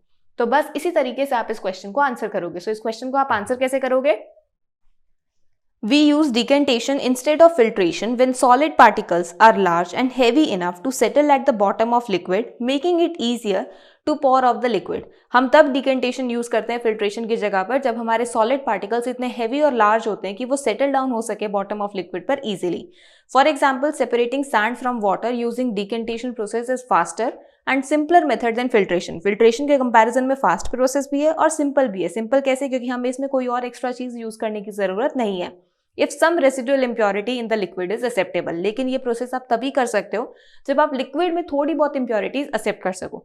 सो बस इसी तरीके से हम यहाँ पर डिकेंटेशन और फिल्ट्रेशन को ऑब्जर्व कर सकते हैं. So this was your question number 6. Now let's move on to question number 7. Question number 7 में क्या पूछा हुआ है? Can you relate the presence of nasal hair to any separation process. अब यहाँ पर क्या बोला हुआ है कि आप नेजल हेयर की प्रेजेंस को क्या किसी सेपरेशन प्रोसेस के साथ रिलेट कर सकते हो. अब यहाँ पर सेपरेशन प्रोसेस के साथ रिलेट करने से पहले हमें नेजल हेयर के बारे में एक इन्फॉर्मेशन होनी चाहिए, यानी एक्चुअल में नेजल हेयर का फंक्शन क्या होता है और ये कहाँ प्रेजेंट होते हैं. तो as the name suggest, nasal hair, nasal मतलब नोज, यानी कि नोज में आपके जो छोटे छोटे से हेयर प्रेजेंट होते हैं उनकी यहाँ पर बात हो रही है. अब हमें ये तो पता लग गया कि नोज में प्रेजेंट होते हैं, पर प्रेजेंट क्यों होते हैं, जब तक उसका हमें आंसर नहीं मिलेगा हम तब तक इसकी सेपरेशन प्रोसेस के साथ इसे लिंक नहीं कर सकते हैं. तो जब भी हम नेजल हेयर्स की बात करते हैं तो आप सोचो, नाक से आप क्या करते हो, नोज से क्या करते हो, ब्रीदिंग करते हो. We breathe in, we breathe out. तो जब आप ब्रीद इन करते हो तो बाहर से जो आप एयर ले रहे हो, अब उस बाहर एयर में तो बहुत कुछ इंप्योरिटीज है. आप देखते भी हो कि आप जैसे धूप में जाते हो तो आपको छोटे छोटे कुछ पार्टिकल्स दिखते हैं, तो वो डस्ट पार्टिकल्स होते हैं, पॉलन होता है, यानी कि आपके पास बहुत सारी इंप्योरिटीज होती हैं बाहर एयर में. अब वो सारी इंप्योरिटीज अगर आप अपने अंदर लोगे तो बीमार जल्दी हो जाओगे. तो जब आप सांस ले रहे हो तो उस टाइम आप रोक तो सकते नहीं इन डस्ट पार्टिकल्स को एंटर करने से, लेकिन अपनी बॉडी में एंटर करने से नहीं रोक सकते हो. यानी कि जब भी ब्रीथ करते हो तो उस टाइम आप इन सारे इंप्योरिटीज को ब्रीथ करते हो, लेकिन आपके जो नेजल हेयर्स है ना वो क्या करते हैं, वो प्योरिफिकेशन का काम करते हैं. वो आपकी उस एयर में से जो इंप्योरिटीज है उसे पीछे ही रोक देते हैं और सिर्फ आपके एक प्योर एयर को अंदर जाने देते हैं. तो एक तरीके से अगर हम देखेंगे तो यहाँ पर जो नेजल हेयर है ये फिल्टर की तरह काम कर रहे हैं ना, तो ये किसकी तरह हमारे सेपरेशन प्रोसेस हो जाएगा, फिल्ट्रेशन की तरह. तो बस यही आपको इस क्वेश्चन के अंदर आंसर करना है. सो आप इस क्वेश्चन को आंसर कैसे करोगे? Nasal hairs are small hair present in nose to prevent dust and other impurities to enter into the body with air. Nasal hairs कुछ छोटे छोटे हेयर प्रेजेंट होते हैं जो कि नोज में होते हैं, जो कि डस्ट को या फिर कोई और impurities जैसे पॉलन हो गया उनको बॉडी में एंटर करने से रोकते हैं. क्योंकि अगर वो बॉडी में एंटर करेंगे तो वो डिफरेंट डिजीजेस कॉज कर सकते हैं, या फिर जिनको अस्थमा या कुछ एलर्जिक रिएक्शंस होती है उनको और ज़्यादा प्रॉब्लम क्रिएट हो सकती है. They act like a natural filter, trapping dust and pollen etc. from the air we breathe in. वो एक नेचुरल फिल्टर की तरह वर्क करते हैं नेजल हेयर, जो क्या करते हैं, कोई भी हम जो एयर इनहेल कर रहे हैं उसमें से डस्ट और पॉलन को वहीं ट्रैप कर देते हैं. Similar to the filtration process that helps in separating solids from liquid. बिल्कुल फिल्ट्रेशन प्रोसेस के सिमिलर है जो कि हमें सॉलिड और लिक्विड की सेपरेशन में हेल्प करता है. So this was your question number 7. I hope यहाँ पर आपको नेजल हेयर्स और फिल्ट्रेशन का जो सिमिलैरिटी है वो समझ में आ गया होगा. Now let's move on to question number 8. Question number 8 में क्या पूछा हुआ है? ड्यूरिंग द कोविड-19 pandemic all of us wore mask. Generally what material are they made of? What is the role of these mask? कोविड-19 के time पर हम सब मास्क पहन के घूम रहे थे, बिल्कुल करेक्ट. तो अब ये पूछा हुआ है कि वो जो मास्क हम पहन के घूम रहे थे वो किस मटेरियल से बने हुए हैं और उसका क्या यूज़ था. तो सबसे पहले तो आप सबको ये आइडिया ऑलरेडी होगा कि हम मास्क क्यों पहन के घूमते हैं, क्योंकि हमने ऑलरेडी ये फेस देख लिया है जिसमें हम सब ने मास्क पहना हुआ था. तो सबके दिमाग में जो इसके मास्क से रिलेटेड क्वेश्चन है वो पहले ही क्लियर हो चुके हैं. हम मास्क क्यों पहनते थे? ताकि हमें किसी और का इन्फेक्शन ना लग जाए या फिर हमारा इन्फेक्शन किसी और को ना लग जाए. यानी एक तरीके से हम जो हमारे इन्फेक्टिव एजेंट्स हैं, जैसे वायरस हो गया, बैक्टीरिया हो गया, कोई भी पैथोजन हो गया, उसकी एंट्री हमारी बॉडी में प्रिवेंट करते थे, या हमारी बॉडी में अगर वो ऑलरेडी प्रेजेंट है तो उसकी दूसरे के बॉडी में एंट्री भी प्रिवेंट करते थे. तो हमारी प्रोटेक्शन के लिए हम उसे यूज़ करते थे, बिल्कुल करेक्ट. अगर वो हमारी प्रोटेक्शन के लिए यूज़ होता था तो उसे हम हमारे फेस पर पहनते थे, जिसमें हमारी नोज और जो माउथ है वो कवर होता था. अब हम ब्रीथ कैसे करते हैं? हमारे नोज और माउथ को यूज़ करके, बिल्कुल करेक्ट. अगर हम नोज और माउथ को यूज़ करके ब्रीथ कर रहे हैं और उसी पार्ट को हमने कवर कर लिया तो हम ब्रीदिंग कैसे करेंगे अब? तो उसके लिए हमारे पास एक ऐसा मैकेनिज्म होना चाहिए मास्क के अंदर जो कि एयर को अंदर आने दे, बिल्कुल करेक्ट. यानी हमारा जो मास्क है वो ऐसे ब्रीदेबल मटेरियल से बना होना चाहिए जिससे हवा जो है आर पार हो सके. तो यहाँ पर हम जो मास्क यूज़ करते हैं वो कुछ ऐसे ही मटेरियल के बने होते हैं, या तो वो किसी क्लॉथ के बने होते हैं जैसे कॉटन हो गया, कोई और मटेरियल जैसे नायलॉन हो गया, पॉलिएस्टर होगा, बहुत सारे मटेरियल्स होते हैं. अब जैसे आपने सुना भी होगा कि मल्टी लेयर्ड मास्क होते हैं. तो मल्टी लेयर्ड क्यों होते हैं? क्योंकि लेयर बाय लेयर उसके अंदर जब इंसर्ट करी जाती है तो वो एक तरीके से बनाया जाता है कि हमारे जो अंदर एयर आ रही है उसमें सिर्फ और सिर्फ प्योरीफाइड एयर अंदर आए, जो बाहर के जो वायरस हो गए, बैक्टीरिया हो गए, जो भी हार्मफुल एजेंट्स है वो हमारी बॉडी में एंटर ना करें. यानी एक तरीके से जो मास्क है वो आपके फिल्ट्रेशन की तरह काम कर रहा है. फिल्टर की तरह काम कर रहा है, जिसमें वो एयर को फिल्टर करके आप तक पहुंचा रहा है। तो बस यही आपको यहाँ पर इस क्वेश्चन में आंसर करना है। सो इस क्वेश्चन को आप आंसर कैसे करोगे? We wear masks to prevent the spread of infection. They are made up of multiple layered fabric or materials like cotton, polyesters, etc. हम मास्क क्यों पहनते हैं? इन्फेक्शन के स्प्रेड को रोकने से, और जिसमें हमने देखा था कि मल्टी लेयर्ड सब्सटेंसेस से बने होते हैं, जिसमें अलग अलग फैब्रिक या मटेरियल यूज होता है, जैसे cotton, polyester, nylon, etcetera, to prevent the entry of harmful particles like virus, bacteria. क्यों बने जाते हैं ये मल्टीपल लेयर से? ताकि इसके अंदर जो हार्मफुल एजेंट्स है वो एंटर ना कर पाए। From air we breathe in, that is the role is similar to filtration process to remove impurities from the air. जिससे क्या होता है, एक्चुअल में ये फिल्ट्रेशन यानी फिल्टर की तरह ही वर्क करते हैं, जिसमें जो एयर है वो फिल्टर होकर हमारे तक पहुंचती है, जिसमें हमारे अंदर बॉडी के अंदर इम्प्योरिटीज नहीं आ पाती। So this was question number 8। Now let's move on to question number 9। Question number 9 में क्या पूछा हुआ है? A mixture containing potatoes, salt and sawdust have been given to you. Outline a stepwise procedure for separating each component from this mixture. अब आपके पास यहाँ पर एक मिक्सचर है जिसमें पोटैटोज हैं, सॉल्ट है और सॉडस्ट है। यानी एक तरीके से आपके पास 3 कंपोनेंट है। एक आपके पास आलू, एक नमक और एक सॉडस्ट यानी कुछ पाउडर डस्ट होती है, जिसमें आप उसको लकड़ी का डस्ट भी ले सकते हो या फिर कोई और पाउडर भी ले सकते हो जो आपकी अलग तरीके से इम्प्योरिटीज प्रेजेंट है। एक तरीके से आप इसको लकड़ी का डस्ट बोल सकते हो। तो यहाँ पर आपके पास ये तीनों चीज़ें हैं। अब इसे आप सेपरेट कैसे करोगे? तो सबसे पहले अगर हम देखेंगे, आलू तो मोटे मोटे से होते हैं, उसको हम देख कर ही पहचान सकते हैं, तो हम हैंड पिकिंग प्रोसेस से आलू तो सेपरेट कर देंगे। तो पोटैटोज को तो आप हैंड पिकिंग प्रोसेस से बहुत ईजिली सेपरेट कर दोगे। फिर आपके पास बचता है सॉल्ट और सॉडस्ट। अब जब हम सॉडस्ट की बात करें तो एक्चुअल में क्या होता है, लकड़ी का बुरादा, लकड़ी का जो पाउडर बच जाता है जब आप लकड़ी को काटते हो, तो उस टाइम पर अगर आप देखोगे तो वो आपके पानी में मिक्स नहीं होता, बिल्कुल करेक्ट। लेकिन जो सॉल्ट है वो पानी में मिक्स हो जाता है। यानी आपको यहाँ पर इन प्रॉपर्टीज को भी ध्यान में रखना पड़ेगा सेपरेशन करने के लिए। अब सॉल्ट अगर पानी में मिक्स हो जाता है तो आप क्या करोगे, आपके पास जो मिक्सचर बचा सॉल्ट और सॉडस्ट का, उसके अंदर पानी डाल दोगे। जिससे क्या होगा, आपका जो सॉल्ट है वो तो पूरा पानी में मिक्स हो जाएगा, लेकिन सॉडस्ट मिक्स नहीं होगी। तो अब आपके पास एक तरीके से सॉलिड और लिक्विड बच गया, क्योंकि अब आपके पास सबसे पहले आपने क्या करा, पोटैटोज को तो हैंड पिकिंग से अलग कर लिया। अब यहाँ पर सॉल्ट और सॉडस्ट बच गया, जिसमें अगर आप देखोगे तो जो सॉल्ट है ये वाटर में मिक्स हो जाता है।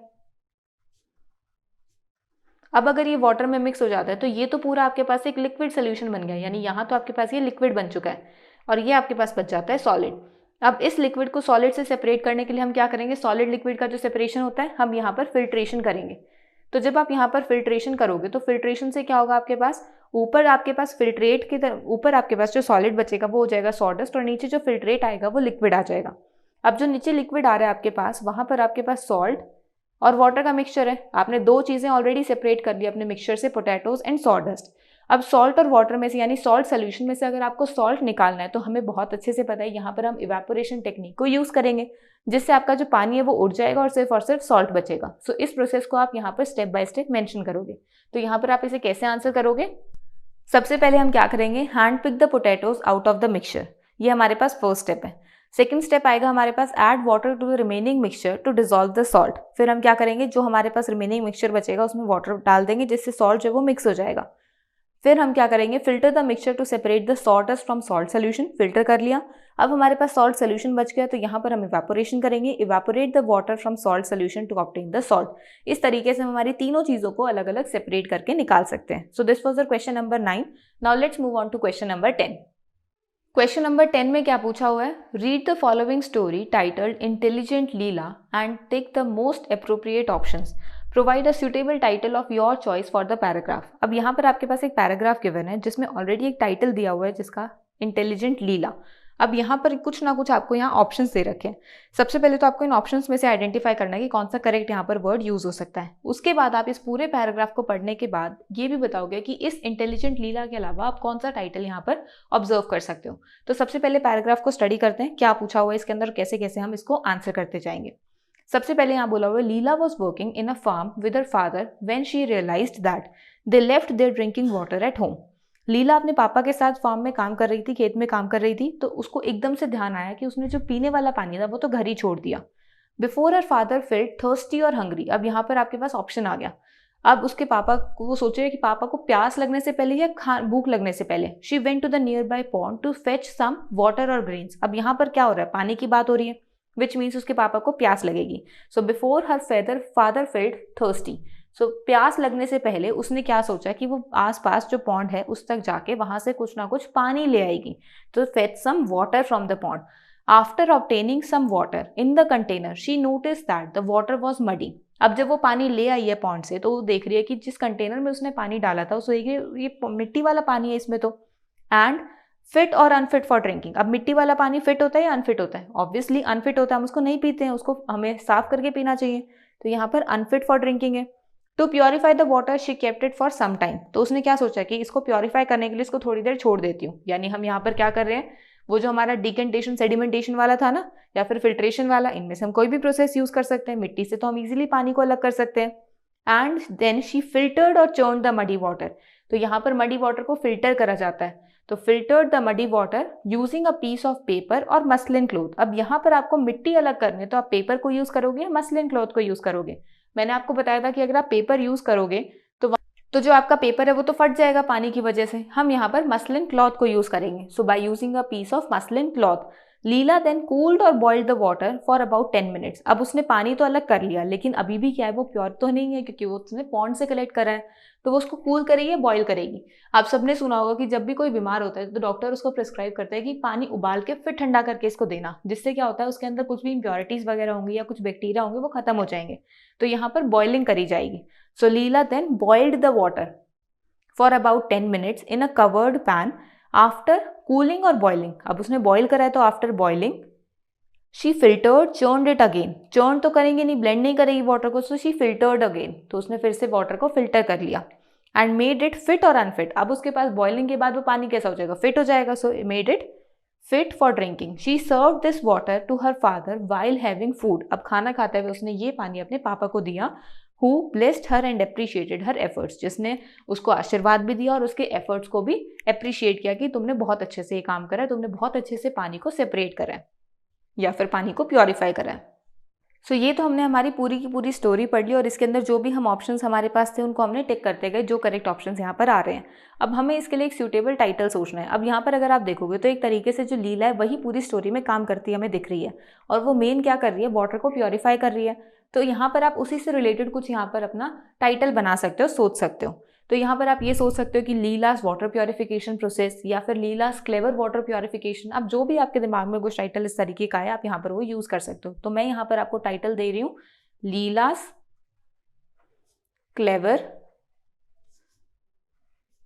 वाटर प्योरिफिकेशन, क्योंकि लीला ने बहुत क्लेवरली वाटर को प्योरीफाई करा। अपनी साइंस की जो मेमोरीज थी उसको ध्यान में रखते हुए, साइंस चैप्टर को ध्यान में रखते हुए, स्पेसिफिकली ये सेपरेशन टेक्निक्स वाला ध्यान में रखते हुए उसने वाटर को प्योरीफाई करा।